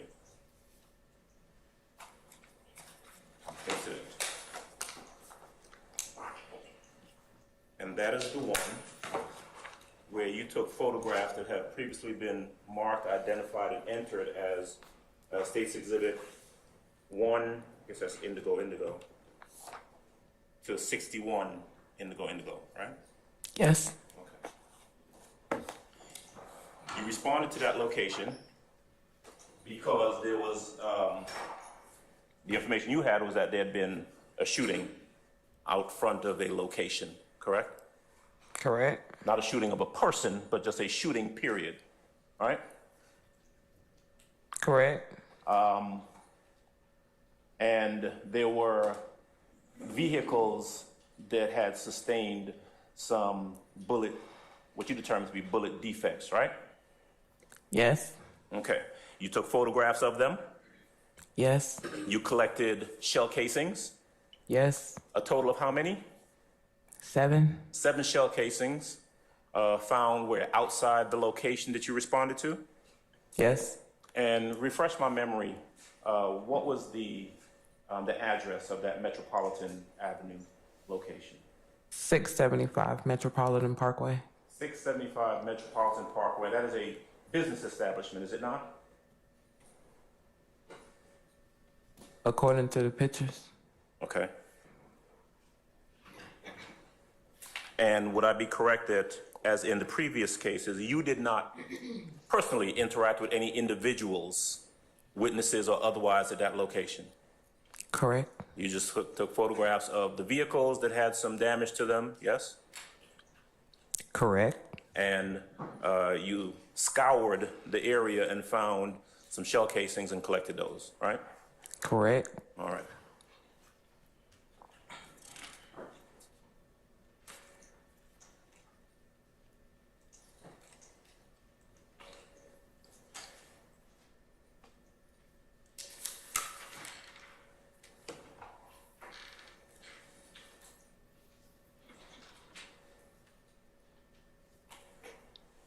All right. One moment, please, Judge. Yes, sir.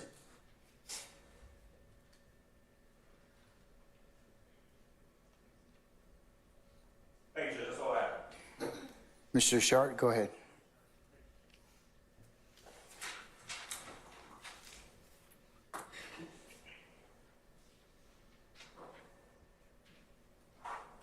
Good afternoon.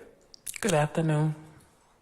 I'm just going to ask you a couple questions about the April 12th, 2015 work that you did, okay? Okay.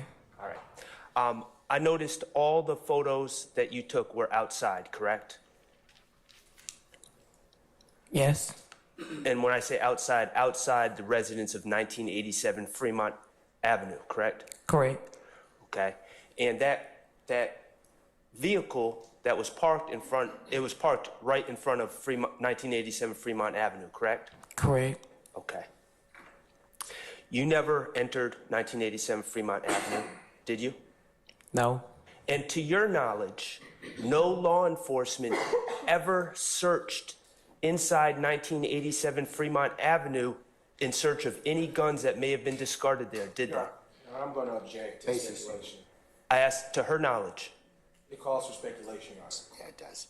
I'm going to sustain the objection. Are you aware of any law enforcement searching that house for discarded firearms? Same objection. Yeah, sustained. No further questions. Anyone else? Any redirect, Mr. Brown?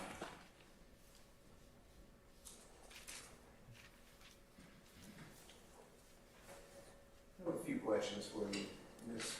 Robertson.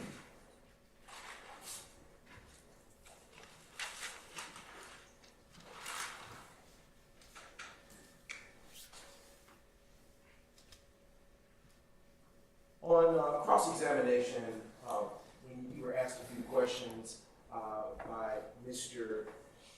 Williams's attorney, Mr. Adams, and he asked you if you searched for any surveillance cameras. Do you recall that question being asked of you? yes, When you respond to a crime scene, what is your primary purpose for responding? process the crime scene. Okay. Are you responsible for looking for crime scene surveillance footage? No, Okay. Upon us responding to a crime scene, is it customary for crime scene technicians to take pictures of property or things involved in the crime scene prior to moving? no, Okay. Is it, excuse me, earlier you were asked a question on the cross by Mr. Adams about how the vehicle was moved or where it came from. When you respond to a crime scene, is that part of your responsibility to know how a particular piece of property arrived to where it did? no, Is knowing who was in a particular vehicle a part of your investigation? no, Are officers required to preserve a crime scene prior to your arrival? Excuse me. yes, Okay. Earlier, you were asked some questions with respect to blood that was found at the location pertaining to the first incident occurring on April the 12th, 2015.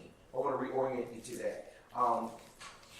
You were asked by Mr. Adams if you found any blood near the intersection of Harper and Brownsville Road. Do you recall that question? yes, And your answer was no, you didn't find any blood in that location. Do you recall that? yes, But did you find blood at the 1987 Fremont address near the blue vehicle?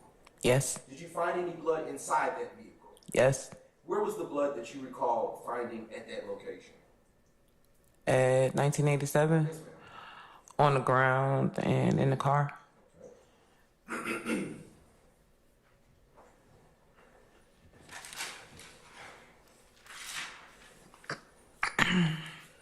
I want to go and redirect you to a few other questions that you were asked on cross.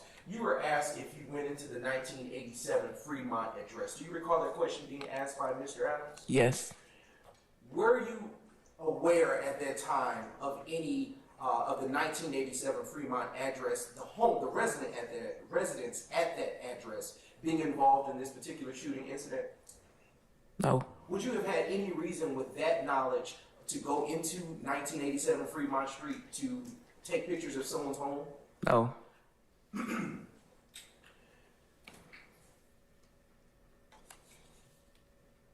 Just briefly, Your Honor.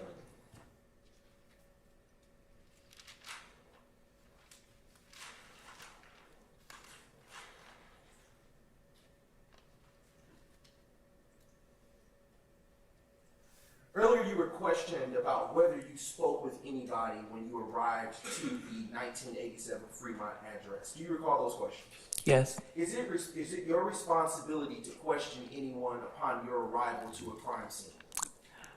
Not other than the investigator or the lead officer. Okay, whose responsibility would it have been to question any such persons if they were there? The officer. And to be sure, is it fair to say that you are a civilian employee at that time of the Atlanta Police Department? Yes. Okay.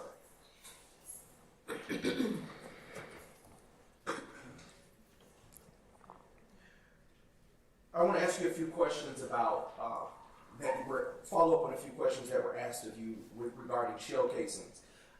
Earlier on cross, you were asked about shell casings being found, if they were found in the vehicle, the blue vehicle, or outside of the blue vehicle. Do you recall those such questions? Yes. Does not finding shell casings mean that shots, I need to rephrase. You were asked, do you recall being asked questions by Mr. Adams with respect to the 1007 Hill Street shooting that occurred? Yes. And do you recall him asking you about shell casings and if any were found at that time when you responded to that location? Yes. And does not finding shell casings mean that shots weren't fired? Objection, Your Honor. Calls for speculation. I sustain the objection. Okay.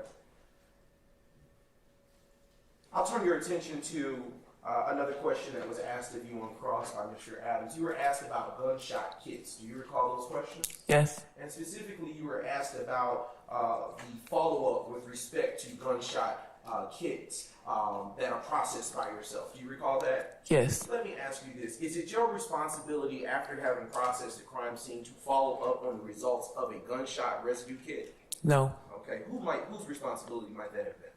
The officer or investigator. Okay. Is it sometimes the case during crime scene investigations that more than one crime scene technician will respond? Yes. And do you know a crime scene tech where?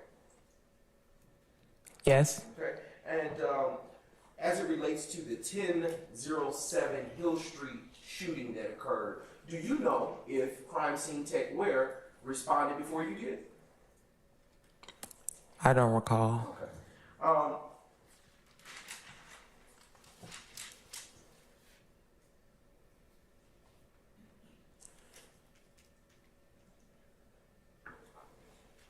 Just a few more questions, Your Honor. Earlier you were asked on cross if you personally interacted with anyone at the 675 Metropolitan Parkway address where the shooting, the second shooting occurred. Do you recall that question? Yes.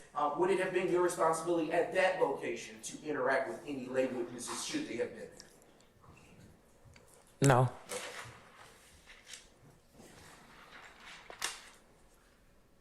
And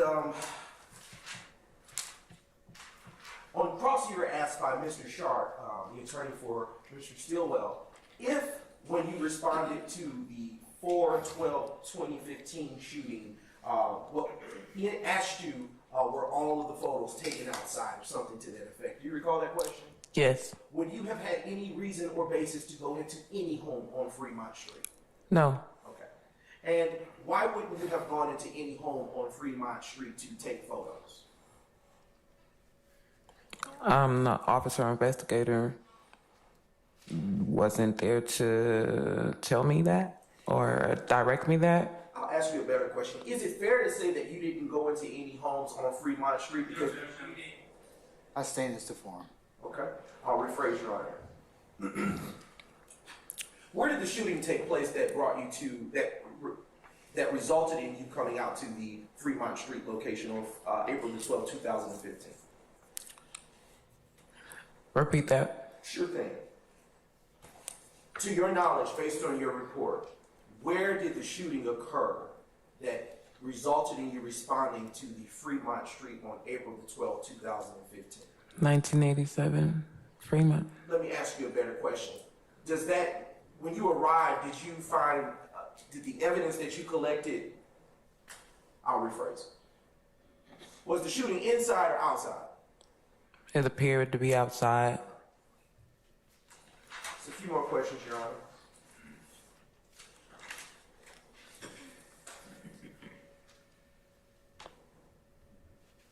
Just.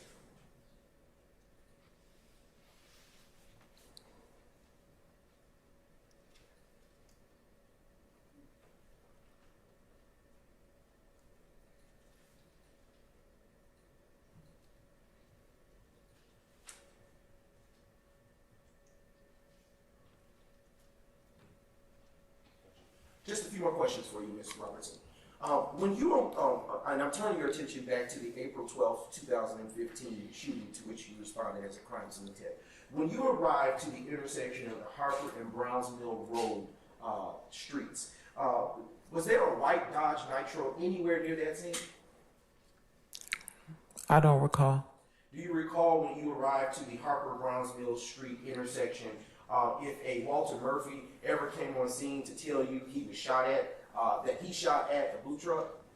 I don't recall. Okay. When you arrived to the Harper's Street and Browns Mill Road intersection to further your investigation, did a Demise McMullen ever come to tell you that he had shot at the blue car that was there?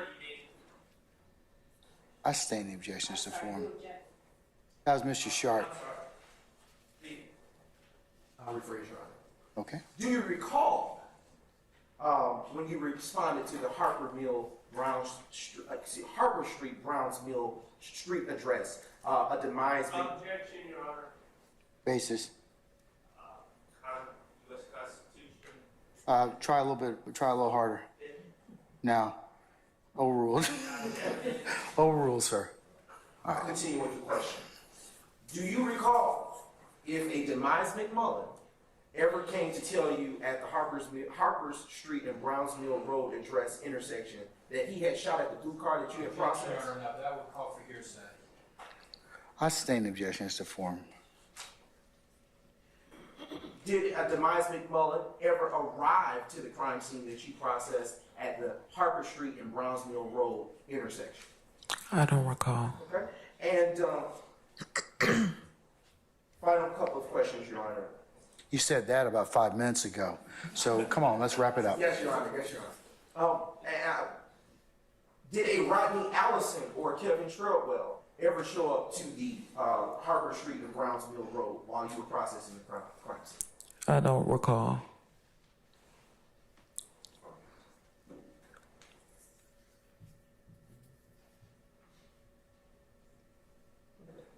All right. And were shell casings found at Harper and Browns Mill Road? Yes. No further questions, Your Honor. Mr. Adams?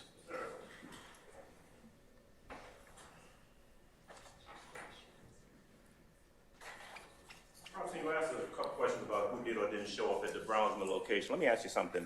When you got to the location where you saw the car and the blood, was there a Cornelius Davis hanging around to give you a statement about what had happened in that car? I don't recall. Okay. What about D'Angelo White? Was there D'Angelo White hanging around to give you a statement about what had happened in that car with his good friend? I don't recall. Was there anyone there to deny that they had tried to rob folks in the car and that's how the shooting occurred?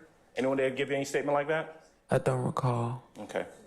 You were asked about a lot of questions about your responsibilities as a crime scene technician. Now, when you show up as a crime scene technician, you're not just a casual observer. You're actually there to collect evidence, isn't that right? Yes. Evidence that can be used in an investigation of a crime. Is that true? Yes. All right. So when you were asked a question about whether it's standard to take photographs of property when you arrive at a crime scene, in the Hill Street location, right, the Hill Street incident, where the allegation was that a house, a piece of property, was shot at, does it seem reasonable to you as a crime scene technician that you would want to take photos of this house that was supposedly shot at? I'm going to object, Your Honor. I sustain the objection. Well, but you didn't take any photos of that house, right? No. Okay. In regards to the questions that were asked of you about the Fremont location, and whether or not you would go in there to collect evidence, or whether you'd find any evidence in there, how do you know if there's any evidence in a house to collect if you don't even go in the house?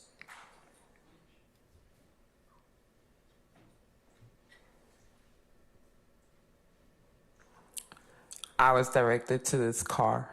This is the location. And that's it, right? At the direction of the officer, yes. Right, and your response to to the prosecutor a little earlier about the responsibility not being yours, about making a determination about this house and if there's evidence in the house, you said that that is the lead officer's responsibility, right? Yes. And so, but you don't even remember who the lead officer was that night, do you? Correct. But that lead officer would have prepared a report, I presume, right?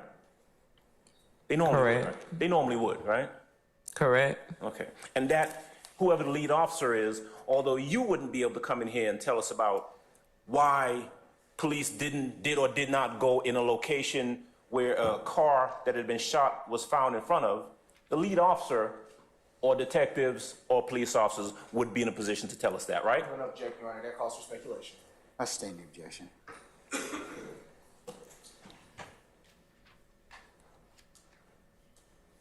You were asked, almost done, that about shell casings, the fact that there were no shell casings found in front of the Hill Street location, that doesn't indicate that there wasn't any shooting there. You remember that question? Yes. Well, at the Metropolitan Avenue location, where there was alleged that there was a shooting in front of this structure, this property, you actually looked for and found shell casings, right? Yes. Confirming what had allegedly occurred. True? True. No shell casings in front of Hill Street to confirm, or even defects to the house to confirm the report of a supposed shooting that had taken place there, right? Objection, speculation, Your Honor. I stand the objection. All right, that's all. Thank you, Judge. One question, Your Honor. Hold on. Anybody else? All right, we're gonna find out one question. One question. All right? Ms. Robertson, were there any shell casings found in front of 1987 Fremont Street? Objection, asked and answered. Overruled. I don't recall. Could you take a look at your report and tell me where it is that the report pertaining to the Fremont shooting?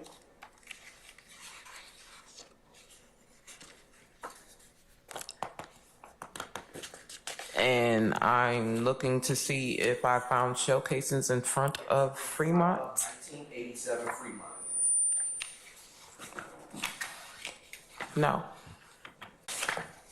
Yes. Okay. No further questions, Your Honor. Anything further? Okay. All right. May Ms. Robertson be permanently temporarily excused as a witness. Yes, she may be permanently excused. Madam, thank you for your patience with us. I'm gonna excuse you permanently as a witness. That means you don't need to come back, but just don't discuss your testimony with anybody except the attorneys in this case, okay? Yes, sir. All right, thank you, ma'am.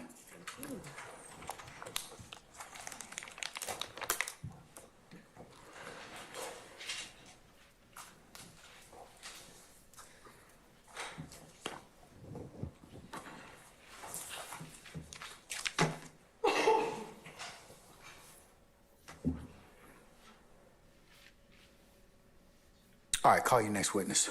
Your Honor, the state, may we have defense, please? Yes, you may.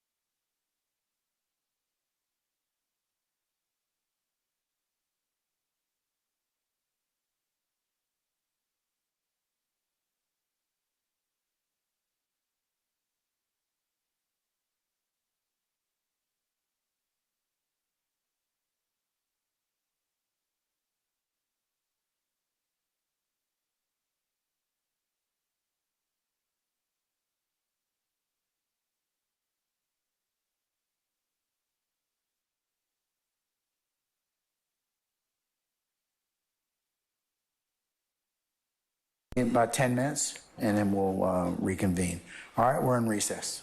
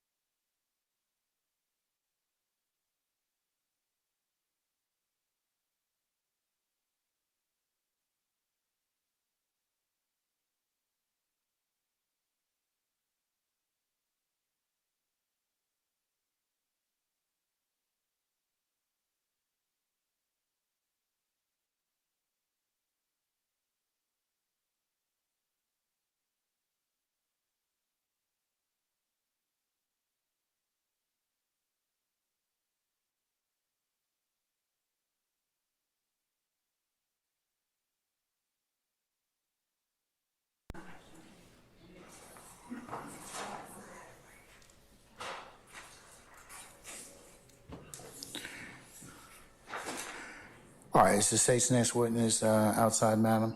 Yes. All right, okay. Are jurors present, sir? Yes, sir. Okay.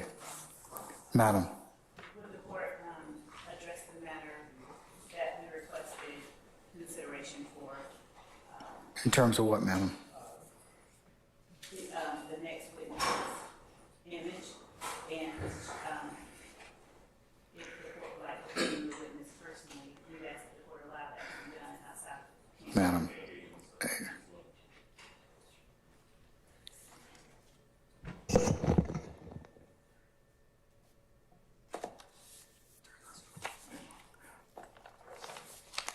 All right, Ms. Love, go ahead. Mr. Adams, and I don't think you can be heard. So could you repeat what you said, please? I ask that the court allow us the consideration that we requested at the bench before we broke for at least the remainder of today until such time as the court can hear as it wishes from the witness themselves regarding the concern, or until such time that we can just, for today. Okay. Why we could, okay, this is again, why we couldn't have taken this up at an earlier time, or you couldn't let me know this so I could go ahead and rule upon it earlier? Your Honor, With all due respect to you, madam, and your witness, you did ask, okay? But at this point in time, I'm inclined no. I'm inclined not to at this point. Your Honor, would the court allow it to be heard from the witness? We should have heard that days ago. Has she been threatened, madam? As I explained at the bench, and I don't want to say a whole lot, but as I explained at the bench, because of the nature of the work that was done and because of the lack of the protection that carrying the shield would normally provide at this point, we were asking for that consideration that was given to a similar witness in her position who is still afforded the protection of the shield.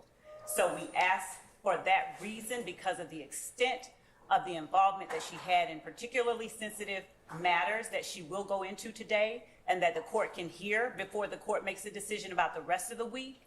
We were asking for that small consideration for the next 30 minutes or however much time we'll be in here today.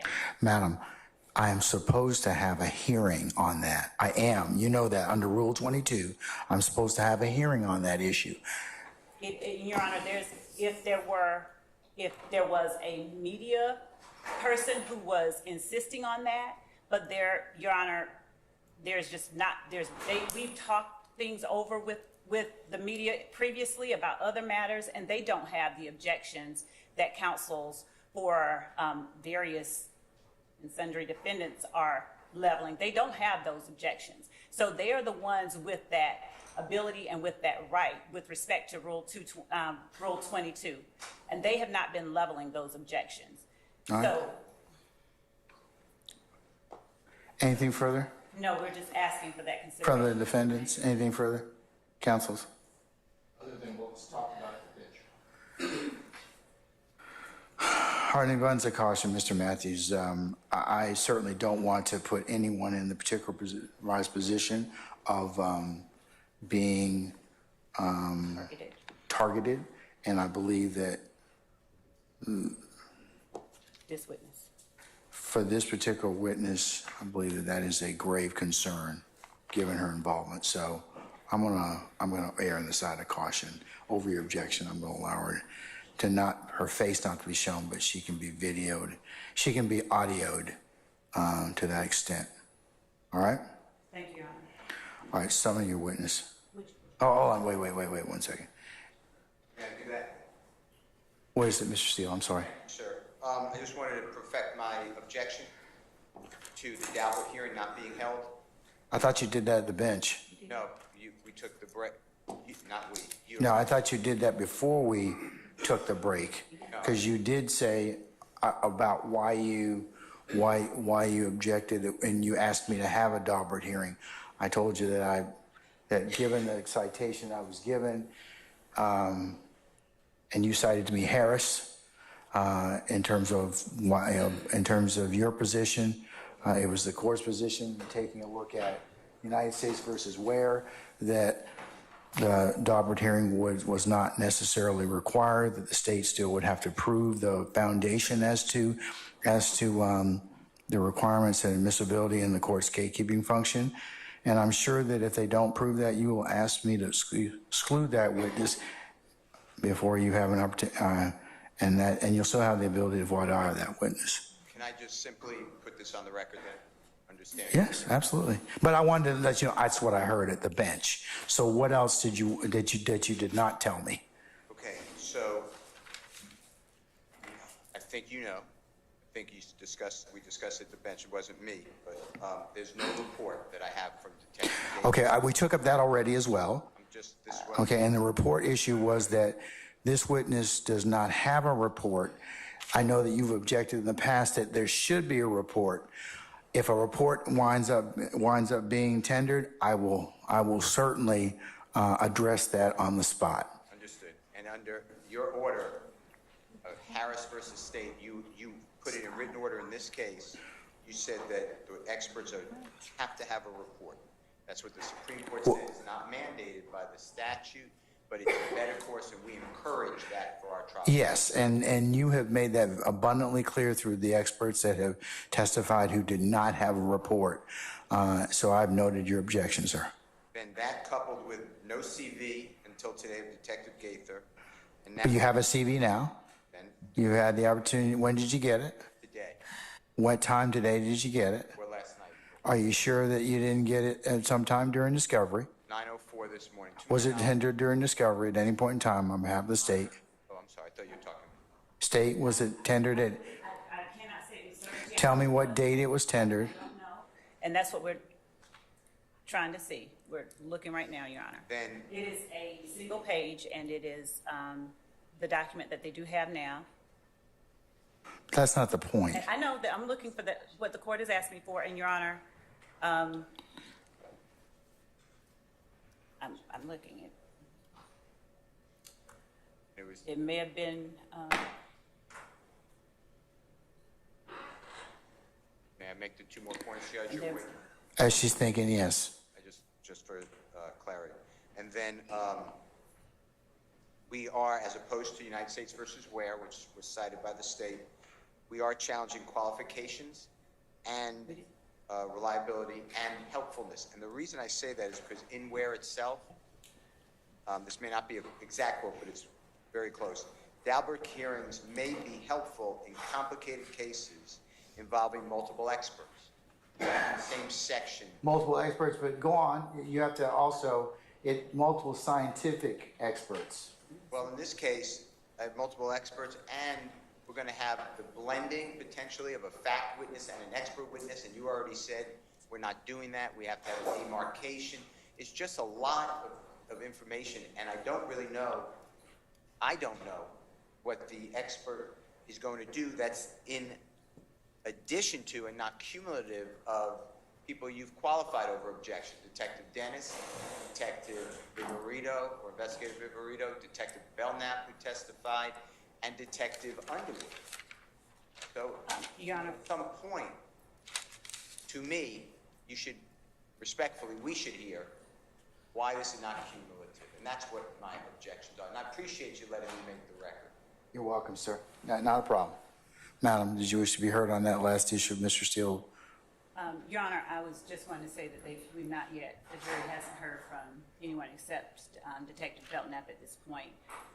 And Detective Gaither, we will be clearly demarking and letting the court know at what point we would transition over into anything expert related. My anticipation was today we were not even going to get to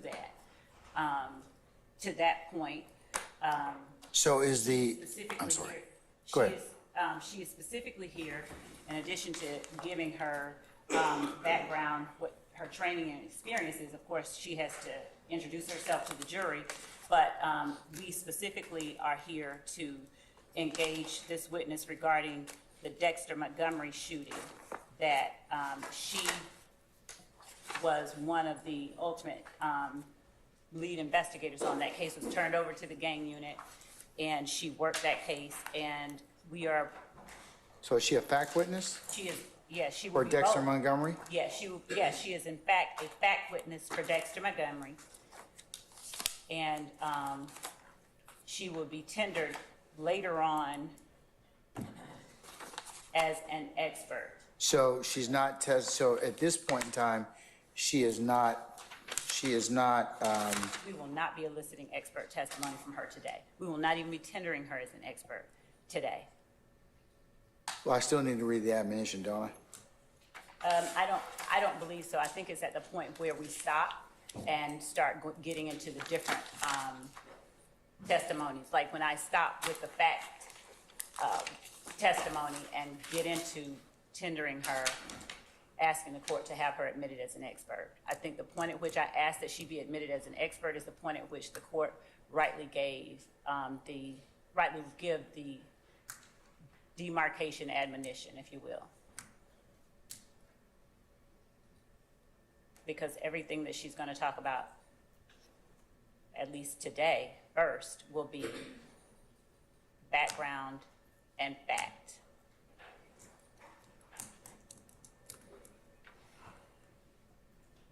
Her background with gangs, just the qualifications, but we will not be tendering her as an expert. But I correct me if I'm wrong though, but I believe that I did give the admonition before Investigator Belknap testified. I think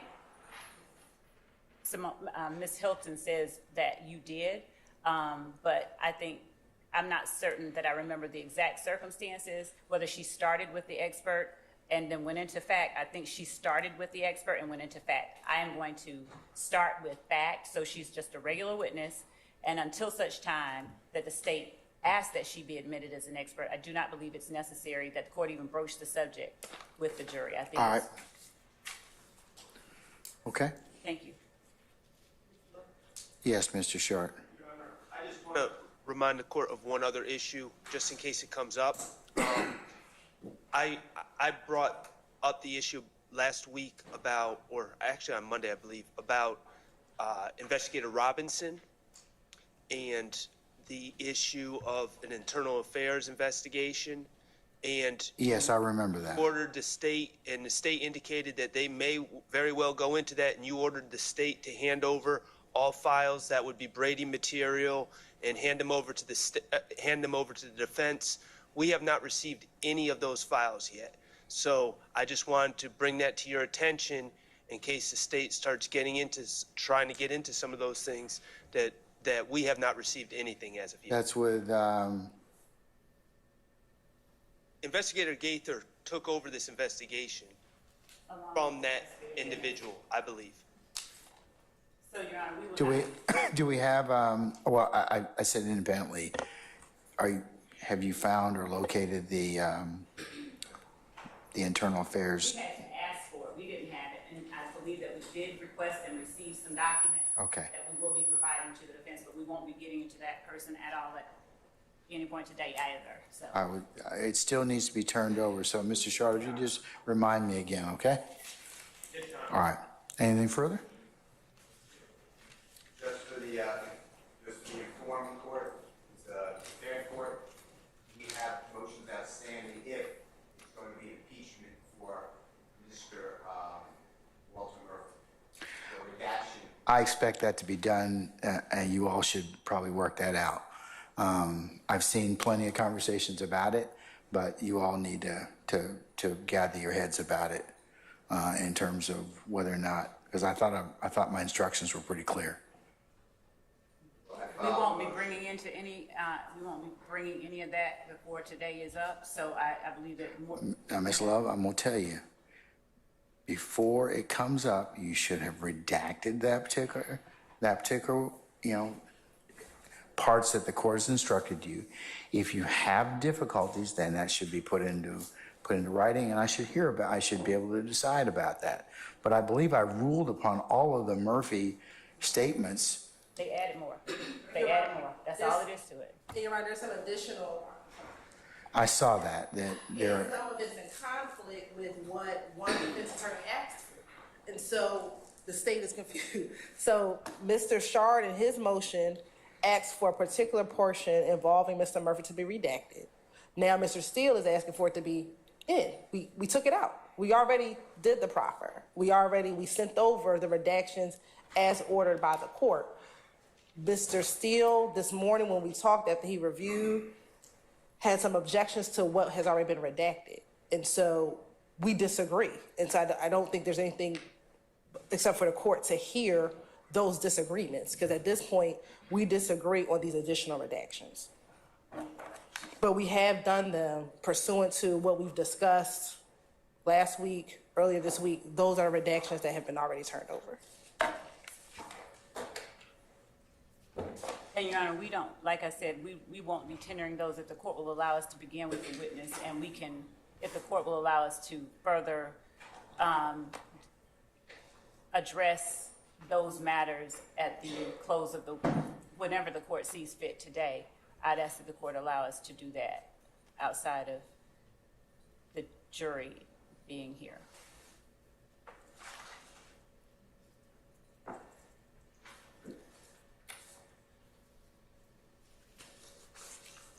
Because we have been doing what the court said.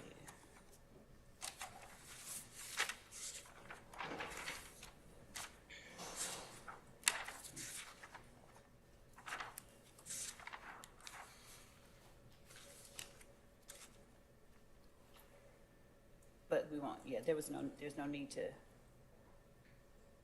we will not be playing the video today of Walter Murphy. And I believe it's a matter that only the court can reconcile.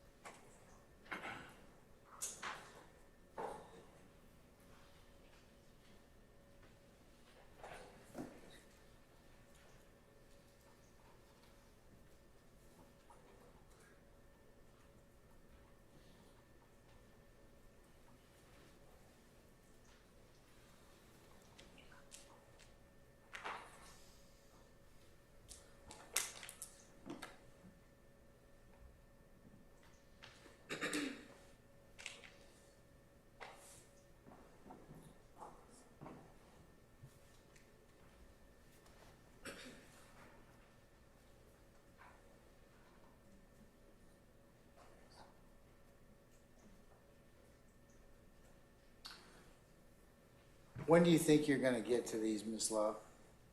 Tomorrow, Your Honor. But, Your Honor, one portion of the Murphy interview where there was only Detective Dennis, Mr. Hudson and Mr. Murphy in the room, we don't want to put that portion in because Detective Gaither was not in the room. So that part, we can agree to. We've been, I think, pretty accommodating and reasonable as it relates to, as it relates to requests for redaction. Where we have pushed back have been those areas where we believe it is perfectly admissible and not in any way prejudicial that the information is being portrayed on the screen. So, if the court, I would like an opportunity to, after court ends today, to briefly address it with the court. I would gladly come in earlier. Of course, the court is aware. I requested that we come in at 8:30 every day and leave at 6:30. I have no problem with that. I would like to get matters addressed before the jury is here. I don't mind how early we need to come in. I'll come in at 8, 7:30. But I feel that to have us not able to properly address the concerns that we have with the redactions that have been demanded puts everyone at a disadvantage when we are notified after we have complied with the court's instructions and after the information was not only served 2 years ago, but 2 weeks ago, there was another notice of precisely the exhibits we intended to use. And the first time we hear about these particular redaction requests is the day we're putting it up. So it's a way that we are hamstrung. We are not allowed to put up our case in a fluid manner. So we would gladly come in as early as we need to and stay as late as we need to hash these issues out. So I ask on the record again, like I did at the bench with Mr. Adams a few weeks ago before Mr. Weinstein ever filed his motion, that we be allowed to stay as late as need be and to come as early as need be to address these matters so that our cases aren't impacted negatively by any efforts of people that are different than we are. So I'm asking for that, Your Honor.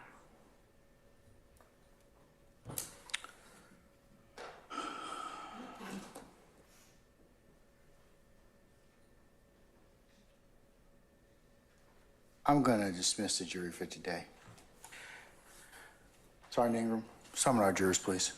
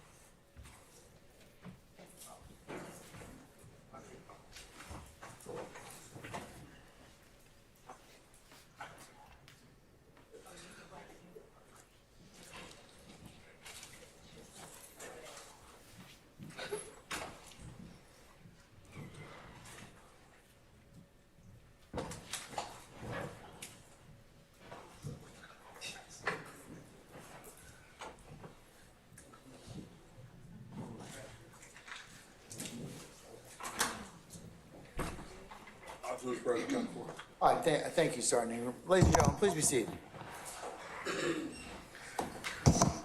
All right, members of the jury, it's almost 5 o'clock today, and I think it might be a natural stopping point for you for today. So with your permission and concurrence, I'm going to go ahead and recess you all for the evening. Any ministerial inquiry of me, ladies and gentlemen?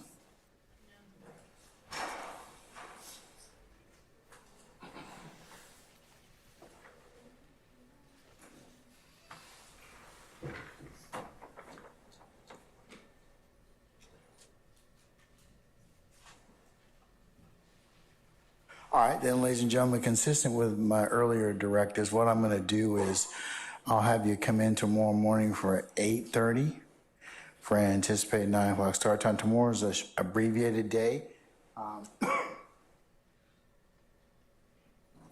As one of your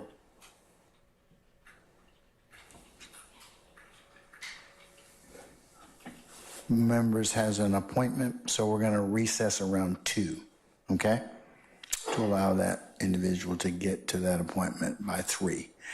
So that's our goal tomorrow. So I may shorten a little bit of our lunchtime hour or work to accommodate that. We'll just have to see how things go, okay? But that's what I'm going to do with your permission and concurrence, all right?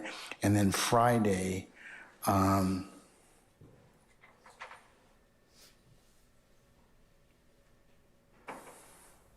19th, we'll gather at 12:30 for an anticipated 1 o'clock start time, and then we'll go to around 5 or thereabouts, okay? All right. Unless you all have anything else, let's go through your admonitions at this point in time. Leave your notepads in the basket. Please don't discuss anything that you have heard thus far in court. Don't discuss it amongst each other. Don't talk about it in onesies and twosies. Don't go home and share it with any of your friends, neighbors, and significant others. Please resist temptation of taking or viewing any third-party sites that may cover any other information in regards to this trial. And if anybody should, of course, third-party or otherwise, try and approach you in regards to this particular trial in any way, fashion, up close and personal, or through any means of communication or communication device, you need to let myself and Sergeant Ingram know immediately, okay? Remember, don't go by and visit any of the scenes that are depicted or you may have learned about. Certainly don't do any independent research, because you can only consider what's been lawfully presented to you within the 4 walls of this courtroom. And remember, you're not to handicap or otherwise recap the testimony of any witness or anything you may have heard thus far, as that would be a violation of your admonitions as well. And you cannot consider this case until it's fully presented to you, and then I give you instructions on how you're to begin your deliberative process, okay? So, and as lastly, as you know, thank you for your patience, and patience you've given us up to this point in time, and the patience that you'll continue to give us. So, ladies and gentlemen, unless you have any other inquiry, I'll recess you all for the evening. We'll see you tomorrow morning for 8:30, and we'll get started sometime around between 8:30 and 9 o'clock or thereabouts, okay? All right. We're in recess. All rise.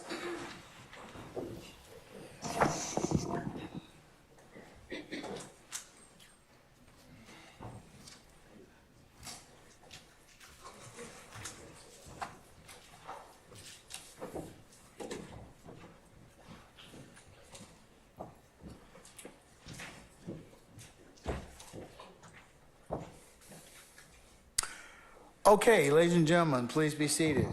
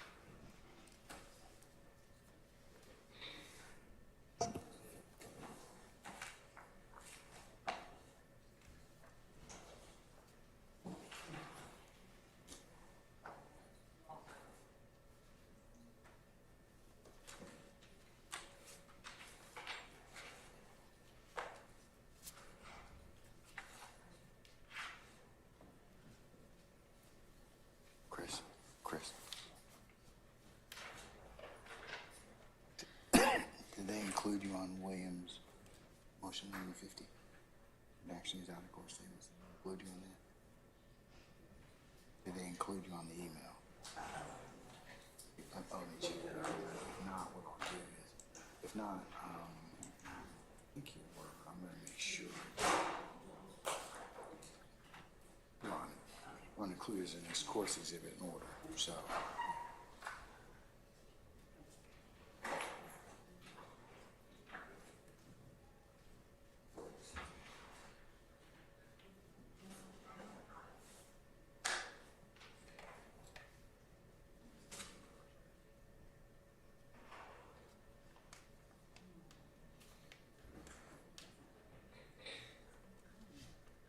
Okay, let me cover a couple of things before we deal with Mr. Steele's motion limiting number 50, which Ms. Weaver's already been included on, and I will include as the next court exhibit in order the email as well as the motion. Here's the problem, as I keep telling you all, and I'm just trying to say this as artfully as I can, but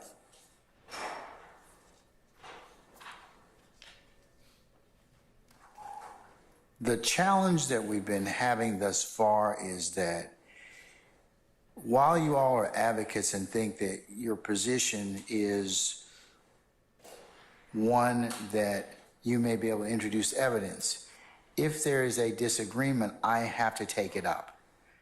The problem is that this evidence or information has existed in discovery for the longest period of time. And what irritates the court is that I have to keep stopping. It's not personal irritation or otherwise. It's just that I've told you many times before that this jury in the box, we should present and try and minimize disruptions. This afternoon, this morning, was an exercise in disruption. So if you don't want me to exclude your evidence, then the 4-1 judge is a happy judge, means that you file something or you bring it to my attention way before the witness sits on the stand, and I have to kind of go through edits and edits. So to that point, I mean, I can't make it any clearer.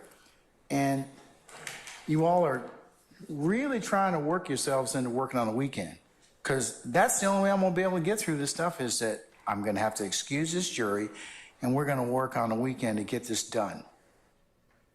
So be it. If that's what it takes, that's what it takes, but I can't keep stopping in front of this jury and taking up things that you all should have forecasted as a problem. What I mean by that, I'm going to represent from the state of Georgia. Judge, we're going to go ahead and introduce his PowerPoint or whatever. We have some concerns. We brought them to the defense's issue, and here's the things that we were not able to work out.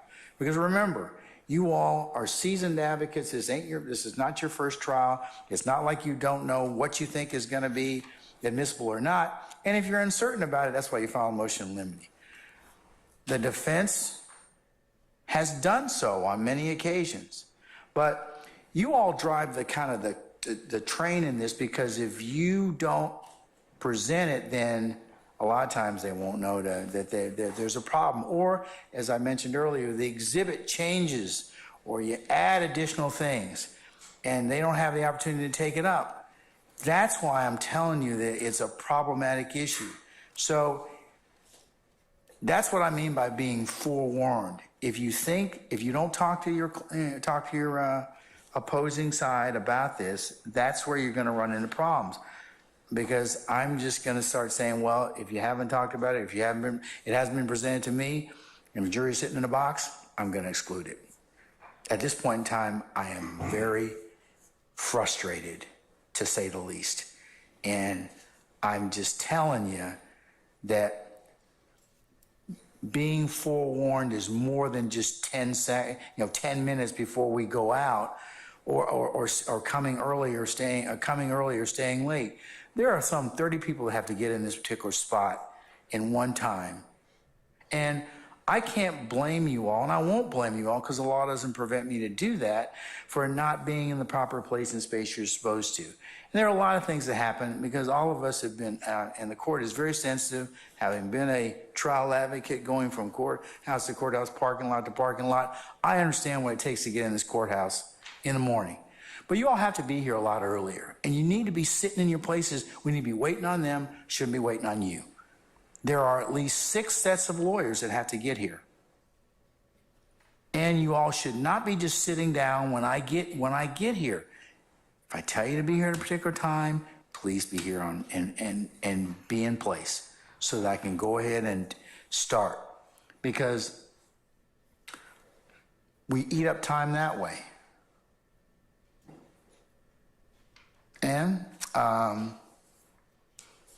I mean, I just don't know what else to tell you all, but I'm trying to be as patient as I can, but I'm at a loss for words at this point in time because I have said this over and over and over again.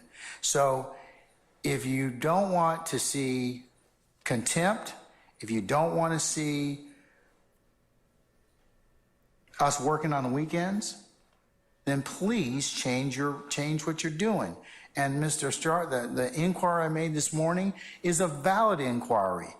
None of you would do this if you were in the United States District Court. None of you. My colleagues in federal court would probably jail most of you. And for those of you that have practiced in federal court, this is not the way it goes. From the state's perspective, as well as the defense perspective, everything's filed in advance. So why should you do anything less than in this courtroom? I don't see the same level of professionalism and attentiveness that you all need to do in terms of getting issues fleshed out. It's last minute. That's not fair to anybody. I got a rule on them. I really want to get it right for everyone. I'm the gatekeeper. I have no interest in case other than see it's fairly tried. But things have got to change. That's why I asked that to you, Mr. Sharp, this morning. It wasn't for any other reason, because some of this stuff I'm just at a loss for. You all are seasoned advocates. It should not make a difference whether or not somebody brought it up or who said what. If you know it's going to be an issue, flag it, present it, and let me deal with it. Or let me carve out a day so I can go ahead and deal with it. I can't deal with this as a witness on the stand. That's not right. So that's why I asked you that this morning. So in the interest of trying to kind of get it right, please just modify your habits in terms of stop this last minute stuff. All right.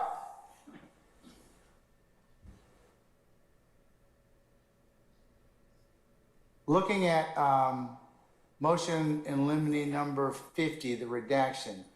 All right, Mr. Steele, I have it. I marked it as the next court exhibit in order. So let's talk about it.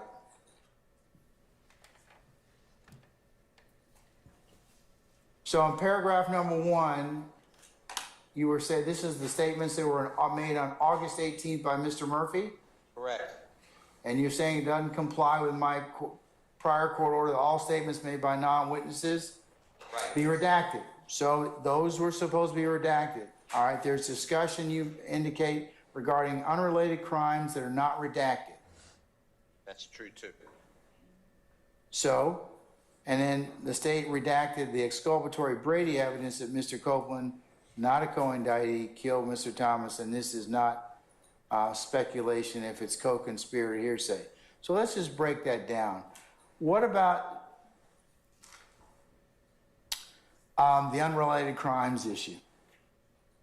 Your Honor, there is a conversation about other armed robberies. I'm looking for the exact time that I can point you to.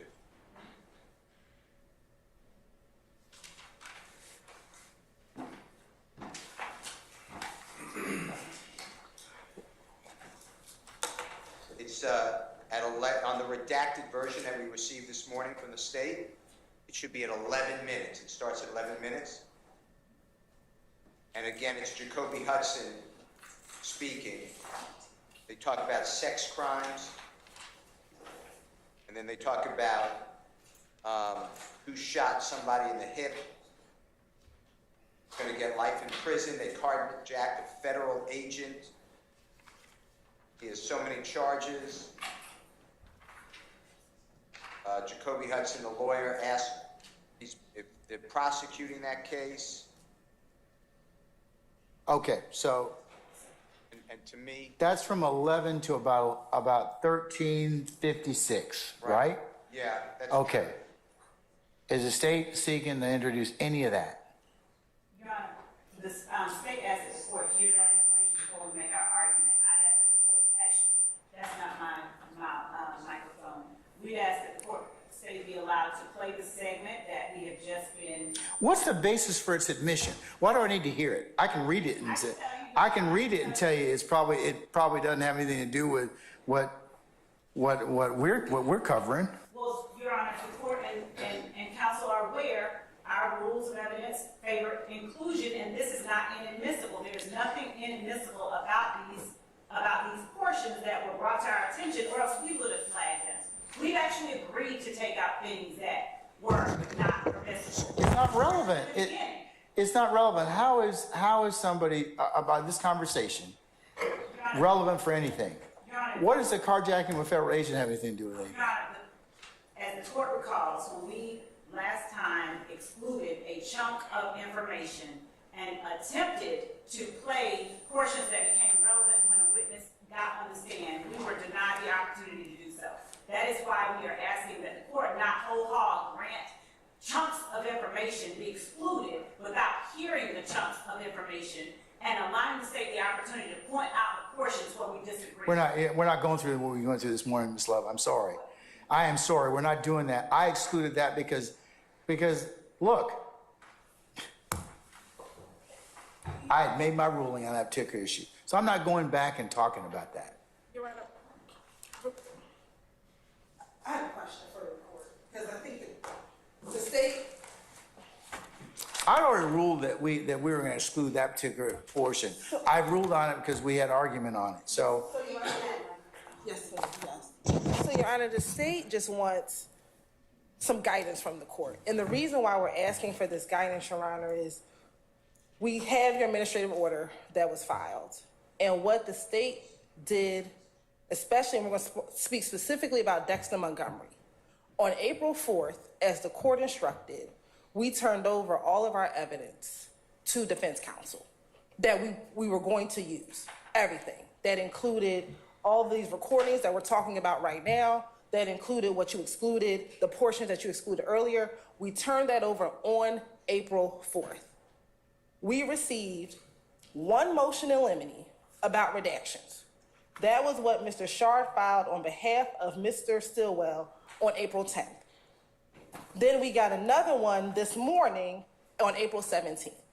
So what the court asked of the state to do, we did in order to avoid any late arguments. What we understood from the court's administrative order is that state turn over the evidence so that defense counsel can review it. If there are any objections, they would file such. They did that for a portion of it. They never mentioned Mr. White's statement in this motion. They never mentioned any of the other redactions that are coming today. I got it. So- But let me ask you a question. Are those particular portions admissible? Which portion? For talking about Mr. White or for what we're talking, what Mr. One we're talking about right now.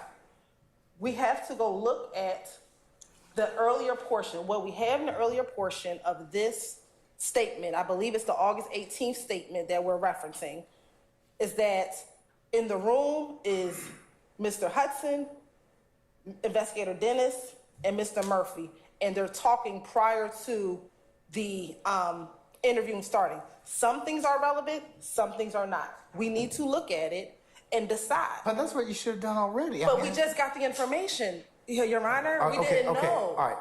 So the state believes that it should all come in. So if the defense has an objection, Okay. then they have to let us know so we can talk about it. And we actually had some conversation this morning before we came to court to see what we can resolve. So we're trying to follow the court's instruction. I know that, but I want you to go further. I want you to go further in the sense of you need to review your evidence before then and realistically kind of look at this in terms of whether or not it's going to be admissible. But Your Honor, if they because never- it's not like that's what I'm talking to you about. But Your Honor, they already filed a motion regarding this particular interview, and they didn't flag it, Your Honor. So the state is on notice about what they already. I understand that, And but they literally list out August 18th, 2015, and then I think even Mr. Harvey had an additional redaction that did. we added to it. So we are following clearly what the court has asked. So this is what they objected to. This is what it is. If there was any objection earlier, they would have said that. So we would have then been able to argue it a week ago when we argued this motion. So this is not a new interview. This is not an old. This is the same August 18th, 2015. it's the same. I know, but Mr. So they never but Mr. notified us. And Mr. Steele is really good at notifying the state about objections. He did not. And so we didn't think it was an issue until he understand. brought it to our attention. I understand. And we talked to him about it. We did not agree. And I think that is why Mr. Sharp brought it to the court's attention this morning about Mr. White, because we did try to resolve it. And I think he brought it to the court's attention because we could not resolve it and we wanted the court to make a ruling. And we were trying to find the time that the court was going to make the ruling in order for it to happen, because we were following the instructions based on the administrative order. The order said, turn it over. We turned it over. They're going to launch whatever objections we have. If we can agree, we agree. If we can't, we bring it to the court's attention. I think that's what's been happening. So this 11 to 1356. Do you have it queued up at this point? 104.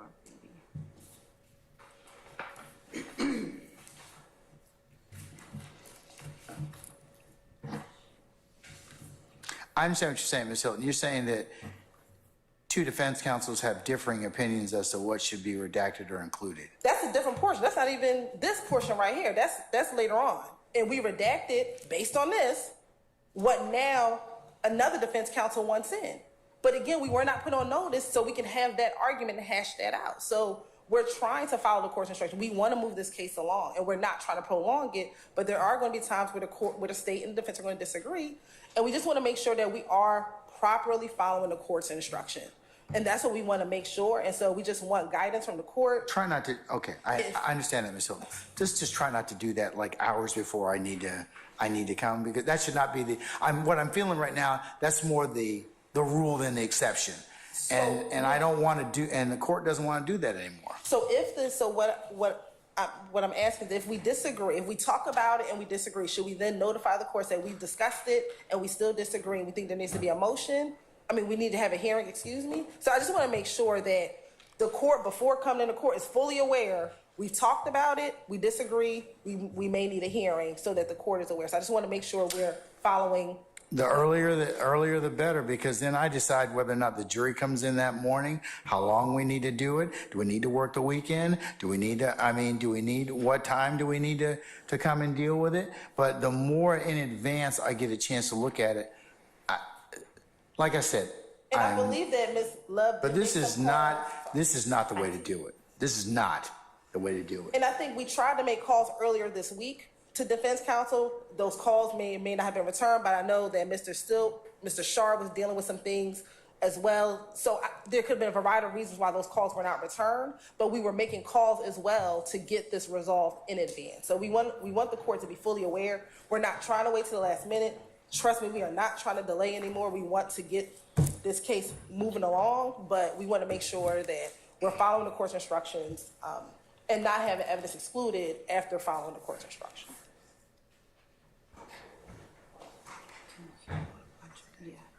Do you have it flagged, madam? We're pulling it up. It has to play an evidence reviewer, Your Honor. Mr. Steele? Okay. Just want, everybody should always be nothing but honest with each other in every dealing and professional.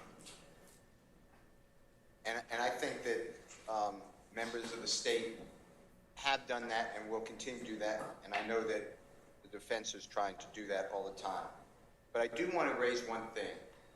When I received this today, the redaction today, that's what I filed, motion limiting number 50.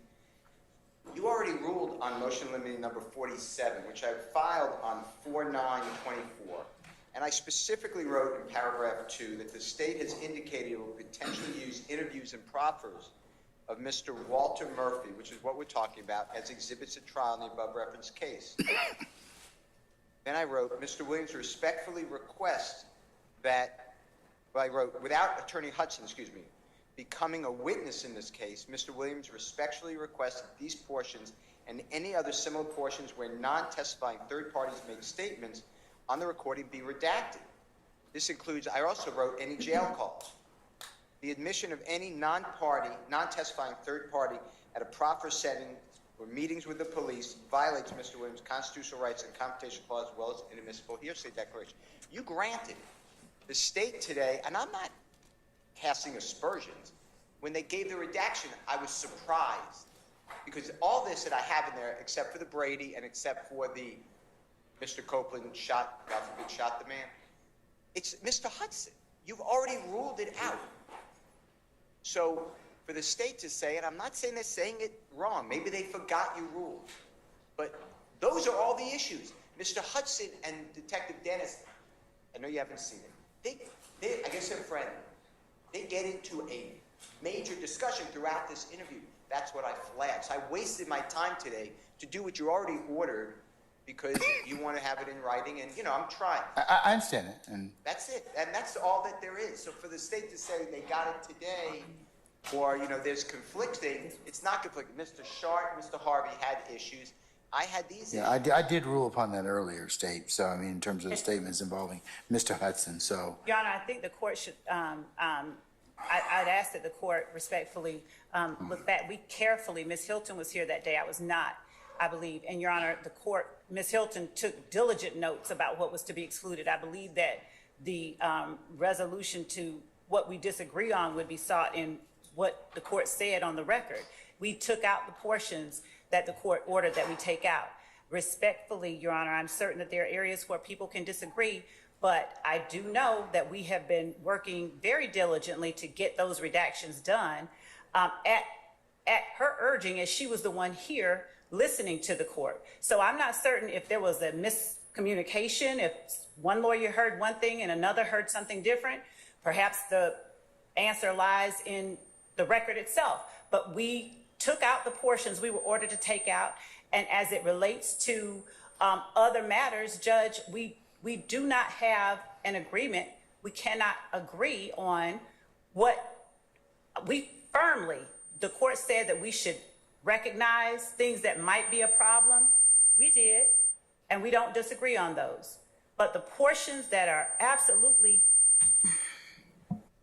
not impermissible, Your Honor, and that are only brought to us as a problem, the night before the witnesses to take the stand, we cannot read minds. They're entitled to argue about anything, but we have tried, and many times more Ms. Hilton than I, but we have seriously tried to be extremely accommodating and to anticipate problems. But when we firmly disagree as to whether or not certain portions are permissible, not permissible, relevant, not relevant, that's the place where we have to come to Your Honor. And respectfully, Your Honor, that's what happened today. We were blindsided. And with the way that if the defense counsel is allowed simply to make an objection, and we didn't come up with whatever thing they found in some way could be possibly in another universe inadmissible, then the court has told the state that this court will exclude the state's evidence because they came up at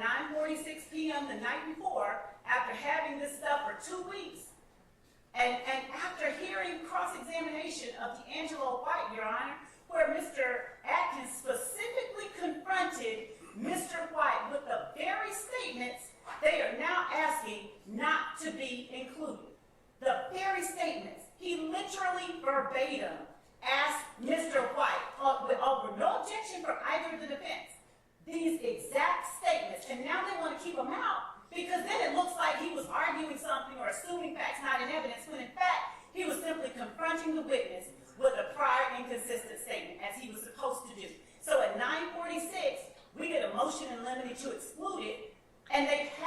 for 2 weeks knowing we were going to do exactly that. After Mr. White took the stand, they knew we were going to do exactly this. So we literally have been talking to them. I've called and said, talk to me, call me. Here, I've been told on the record, we don't want to talk to her. Literally, that's what was said on the record. We don't need to talk to her. And so, Your Honor, I'm begging the court not to hamstring the state and leave it in the... I'm not trying to hamstring you, madam, but I want you all to be prepared. It's ridiculous. And we have been, and we literally told them last night, we are sending over this final But round of redactions. But I do And not. then we get this whole list of things. I mean, and it's disruptive. You know, we get it at 9:46 at night. And it's not fair to anybody, frankly. The defense, the state, the jurors, the court. It's not fair to anybody. Well, stop doing it then. I mean, that's the But, Your Honor, we that's the can't thing. say Stop that. doing it. And we have anticipated a lot. But the things to anticipate, to anticipate, Your Honor, not. Madam, I'm Yes, Your Honor. I'm tired, okay? I really am. I really am. Mr. Sharp. I'm gonna try not to belittle the point, but we at this point we have filed motions, and I have been filing motions the day before, and Your Honor has said certain things to me, and I accept that, and I'm not complaining to the court, but the things that I have filed in those motions are legal arguments that I never thought I would have to make because I did not think the state would ever try to admit such evidence. Because we have all gone to law school, we all know what hearsay is, we all know what inadmissible evidence is, we all know what irrelevant evidence is, we all know that we wouldn't play recordings that talk about unrelated crimes, wholly unrelated crimes. We all know that we wouldn't play recordings where people say what other people said.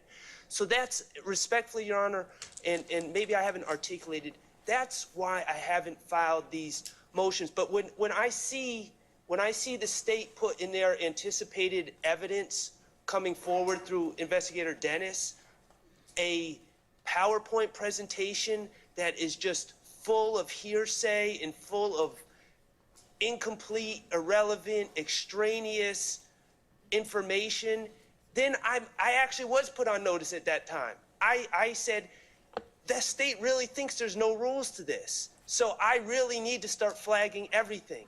I was not trying to be disrespectful to the court by waiting to the last minute. I didn't think it was necessary to say, I want the state to follow the rules of evidence in the presentation of this case. I am now on notice, and I will be flagging everything I can think of and try to have a happy judge because it will be you will be a forewarned judge. But I want you to understand that that's where I'm coming from. I understand. And so a lot of these things, I just didn't think we'd need to argue about. All right. Let me hear the statement, the audio from 11 to 13:56.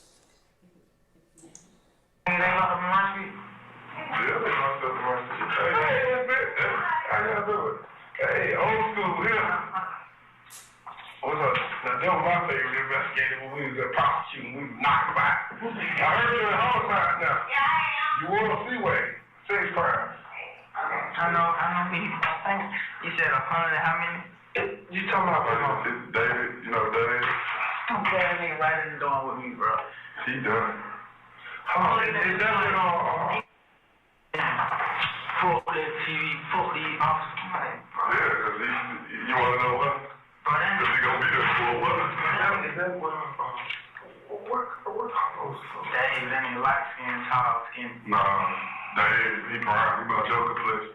He ain't like the one with the rock on that too. Yeah, he's talking about keep it like that.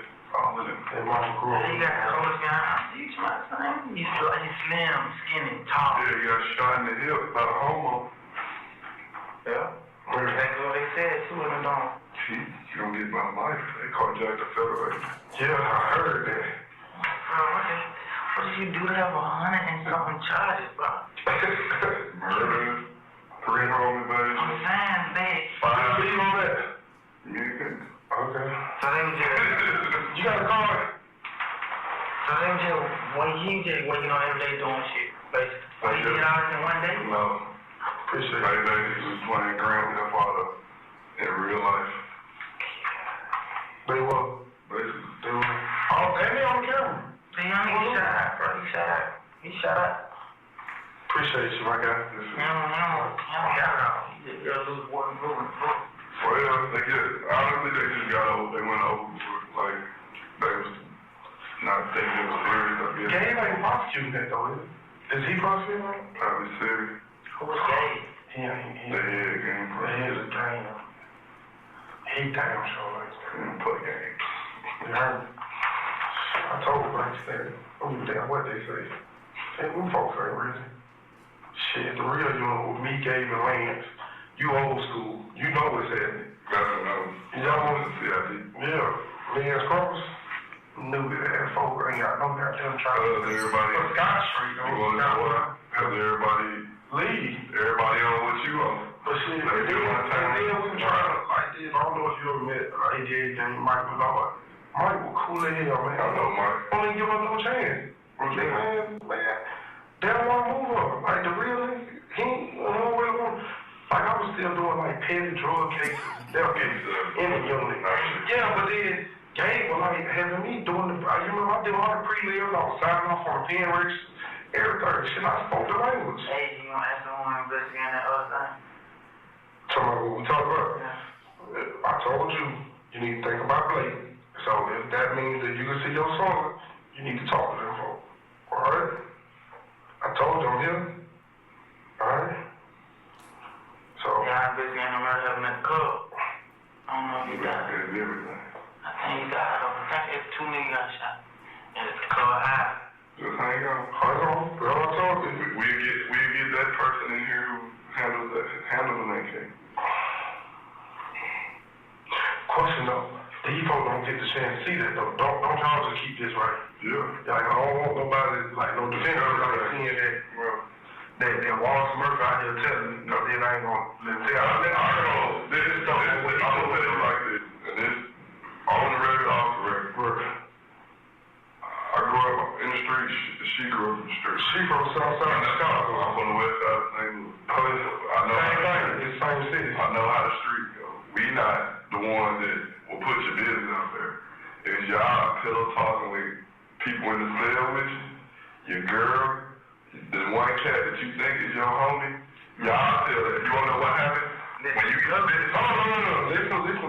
He making a good ass. Because once y'all get on the phone or once you will put your business out. And so, Your Honor, up until the point What time did it stop? this is not the point that we were talking about. We played it beyond the point that. Yeah, I know that. So what, you started at 1100. Where'd you play till? I think you played till almost 1600, something like that.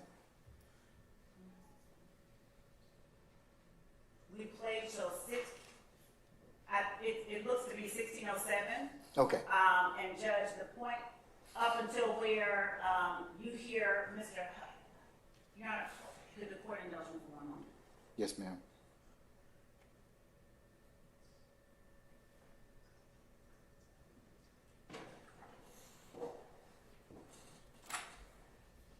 Your Honor, I apologize to the court if the court would allow me 1 moment. Yes, ma'am.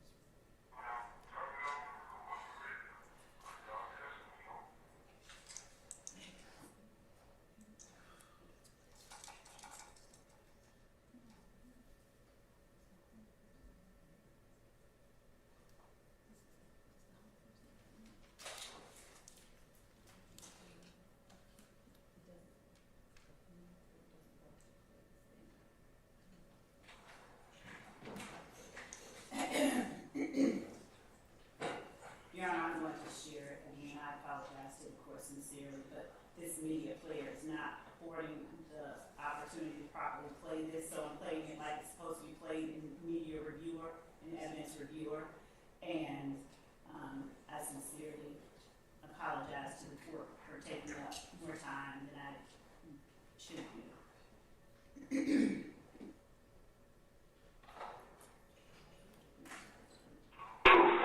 We gonna get over this 3 o'clock. That's all we looking for, bro. Oh, well, you know what?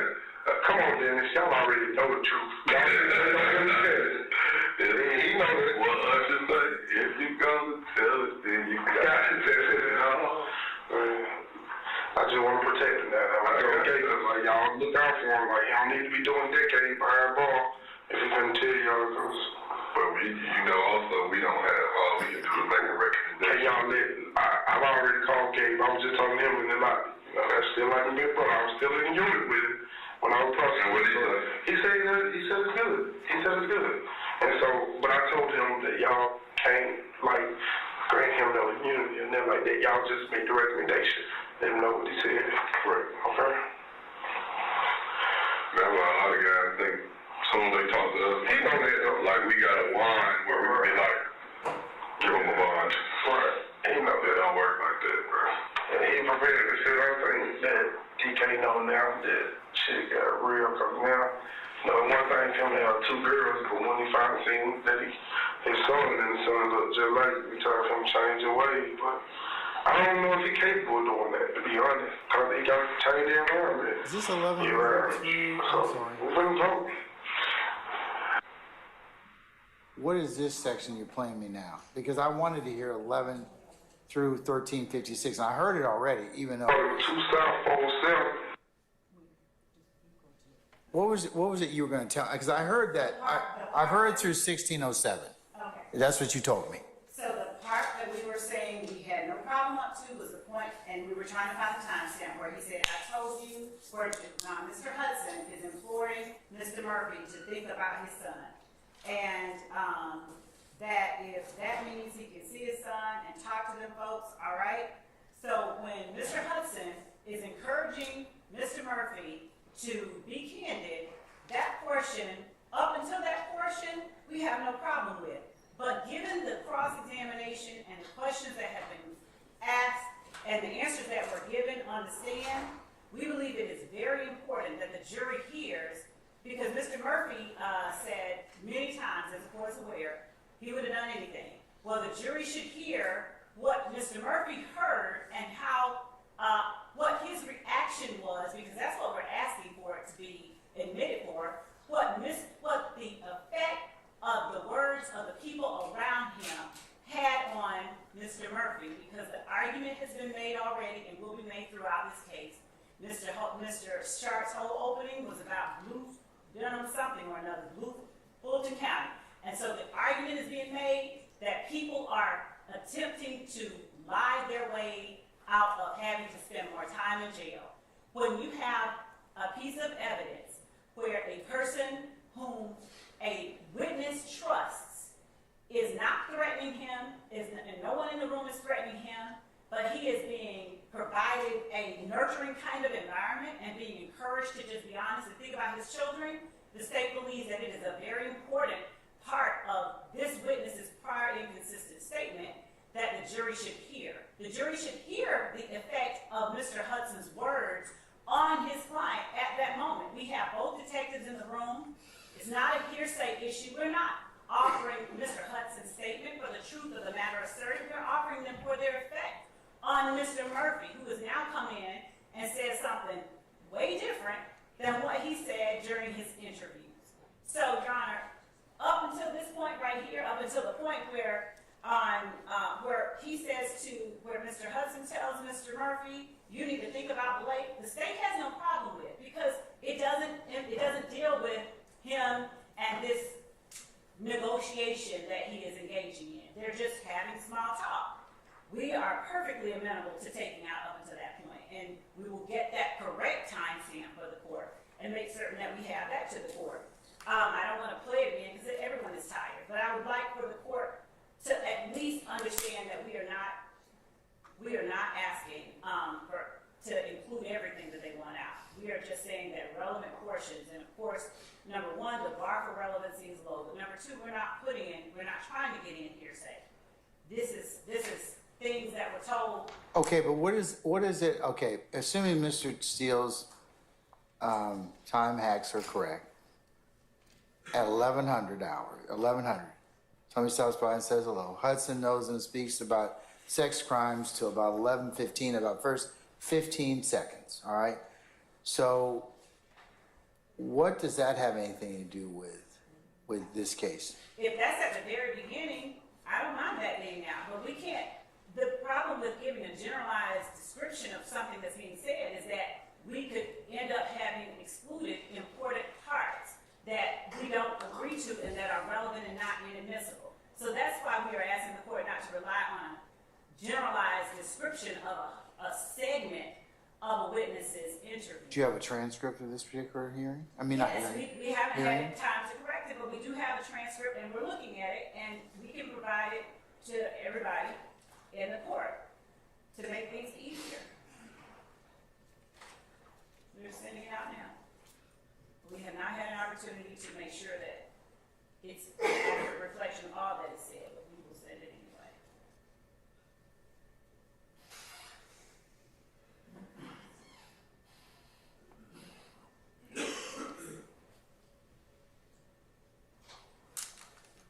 Let me ask y'all, well, that needs to be corrected, but, So, well, the court says that. well, here's the challenge. Challenge is that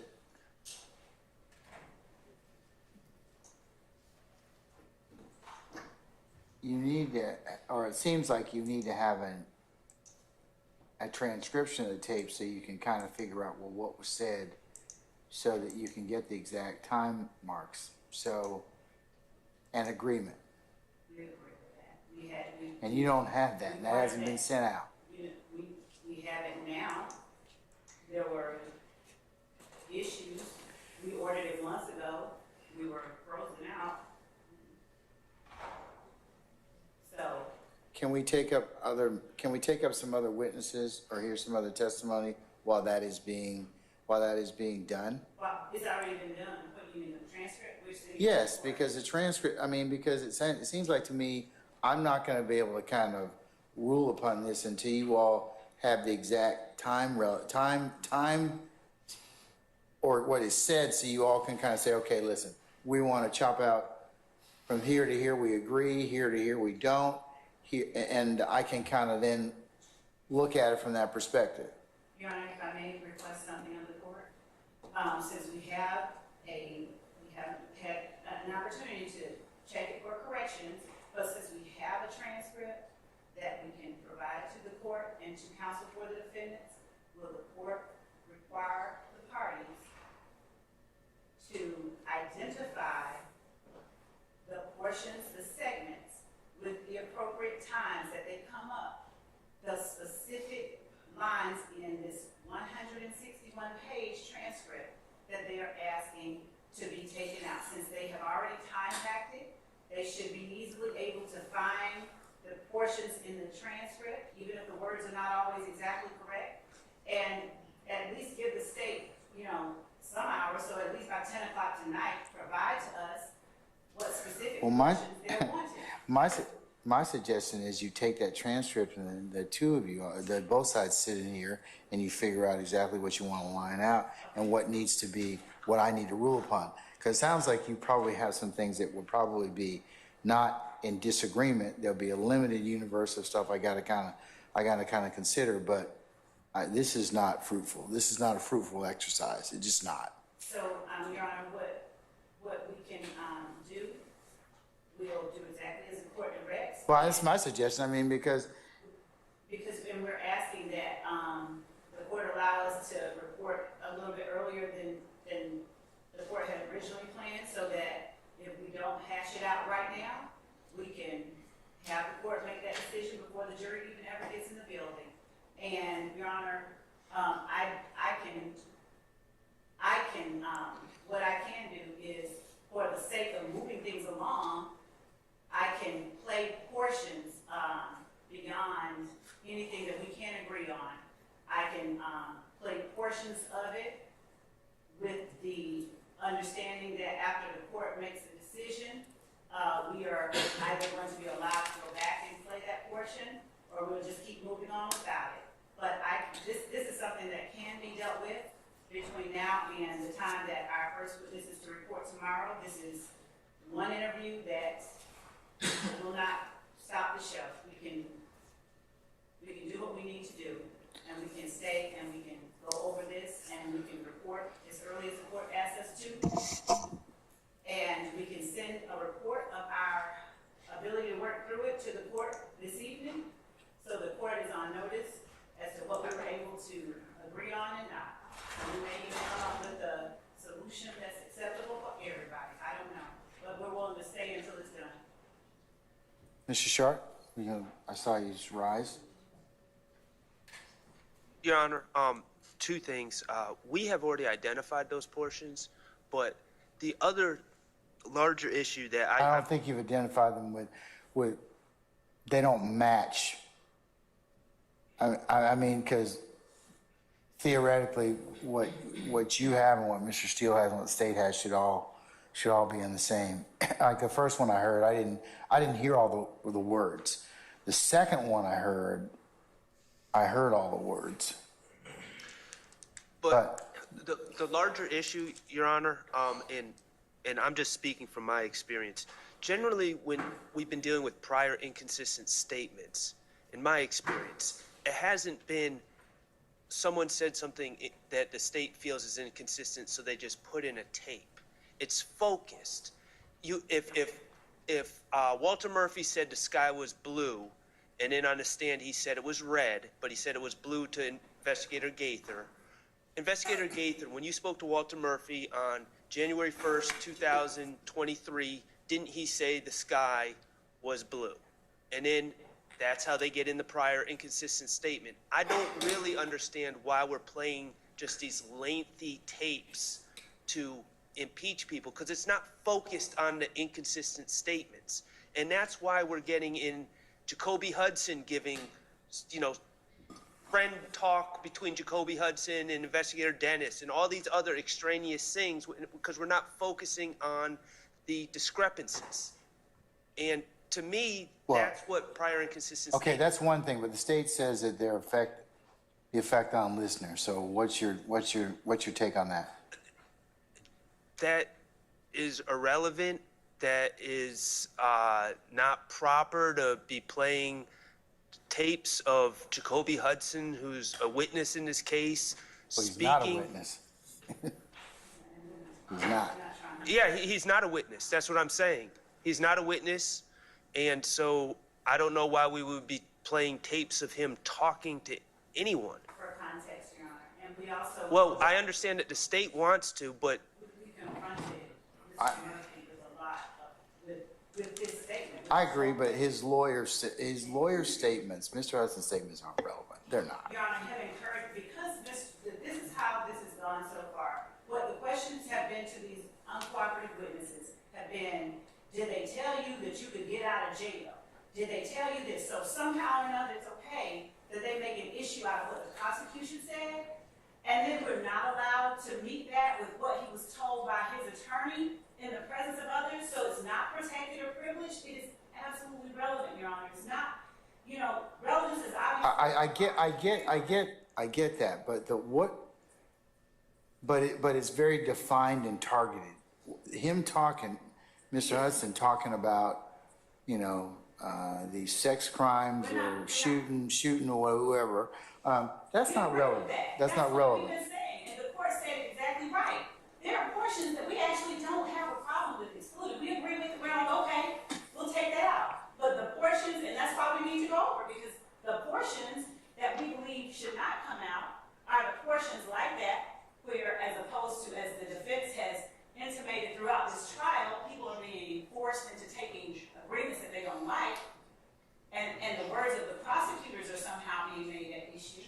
When a person is being encouraged to be honest, and they have every motivation to, Mr. Murphy got up here in front of this jury and he decided he was going to imply that he lied all the way throughout all of his interviews. It is very important that the jury understand what circumstances Mr. Murphy made these statements under, and who was doing what, if he was being threatened with jail time unless he talked, because that's the image that they're getting. And they are asking the court to exclude the state's relevant portions of these interviews with Mr. Murphy and the detectives in this case with his trusted friend. If the court remembers, on cross, Mr. Murphy was asked about his relationship with his lawyer. And on cross, he was asked about whether or not Mr. Hudson paid his bond.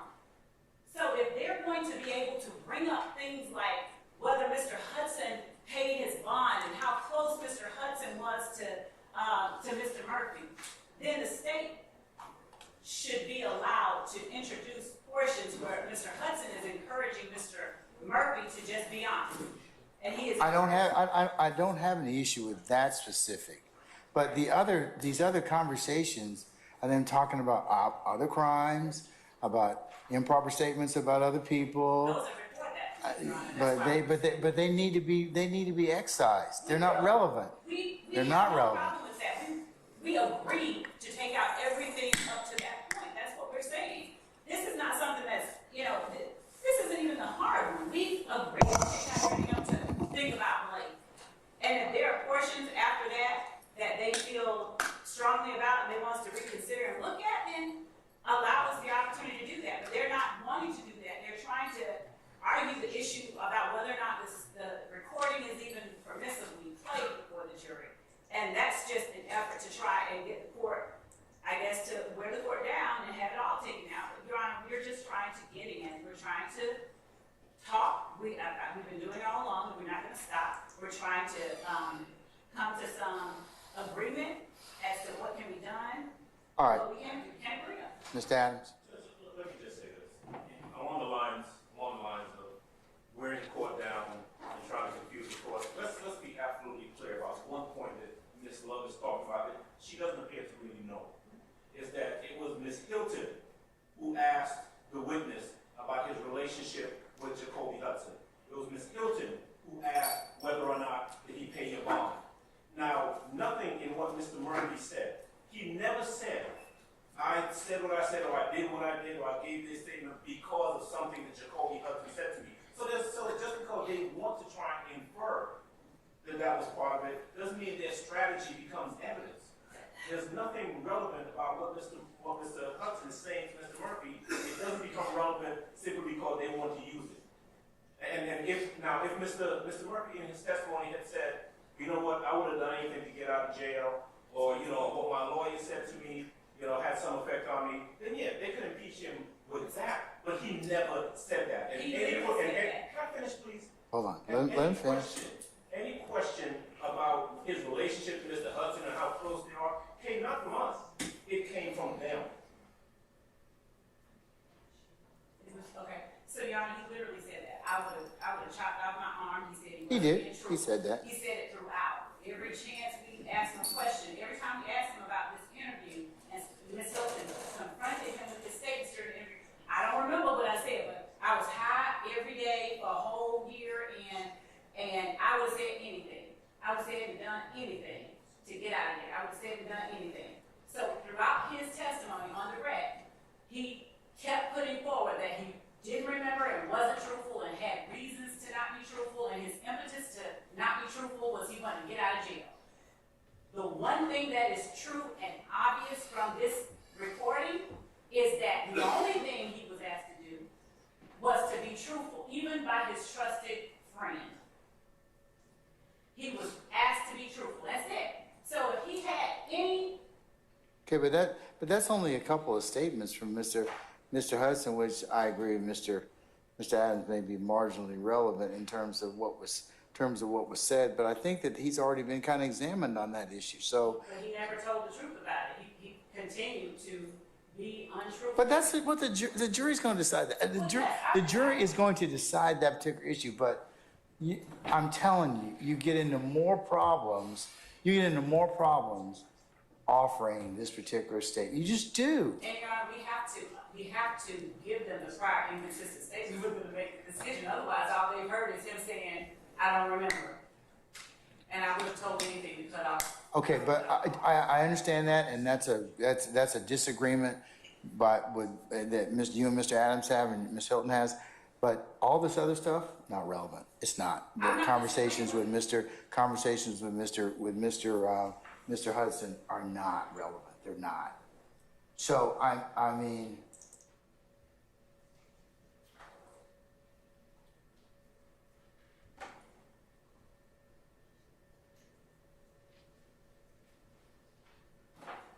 and his transcript's 100. I mean, The portions that they're asking to be taken out, I believe, end on page,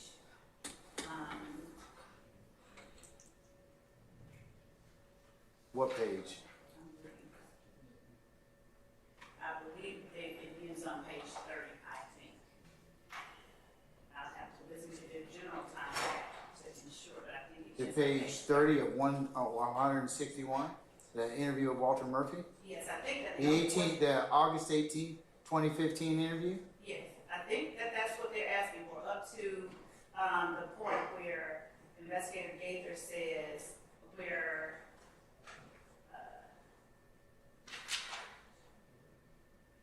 so I think the last part where conversation is taking place is Mr. Hudson saying, I got referred to him because his mom and his grandma went to the church praying folks, and I've been mentoring kids there for about 2 years trying to get them right, but I can't keep them away from you all. And then Investigator Gaither tells Mr. Murphy, you're gonna have to make some changes. And then Mr. Murphy says to Investigator Gaither, and this is the part where, Well, what page are you talking about? page 30, John. 30 of 161? Yes, John? I can show it to the court. It would be line 4. That is the part where we would want to start, we would have no objection to cutting out page 1 through 29, and then up to line 3 of page 30.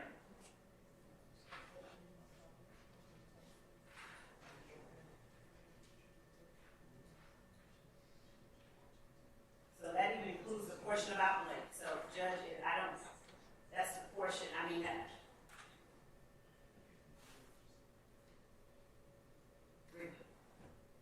notwithstanding that we feel that that portion is important, that the jury should be allowed to hear it because it's relevant. Yeah, I mean, If it will especially, help us- I'm looking at page 30 of 161 counsels, which I'll include as the next court exhibit in order the August 18th, 2015 interview. Are you under the influence of any drugs, alcohol, medications, or anything like that? Mr. Murphy, no. So yeah, that would be admissible because he testified, I was high. So, Right. yeah, okay, all right. And even at line 13, where he says, all right, I'm not gonna lie. Yeah, I got it. Your Honor, Yes. may I ask, which transcript are we looking at? August the 18th, 2015. You It- said page 30? 30 of 161. The state just sent us something. There's Oh, three- Now it's popular. Yeah, it takes a while to populate, Okay. but it should be pages 30 of 161 once it's fully paginated.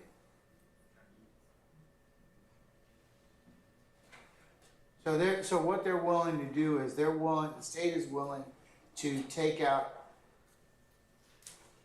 1 through 20, pages 1 through 29, up through line 3 of page 30, and start at line 4.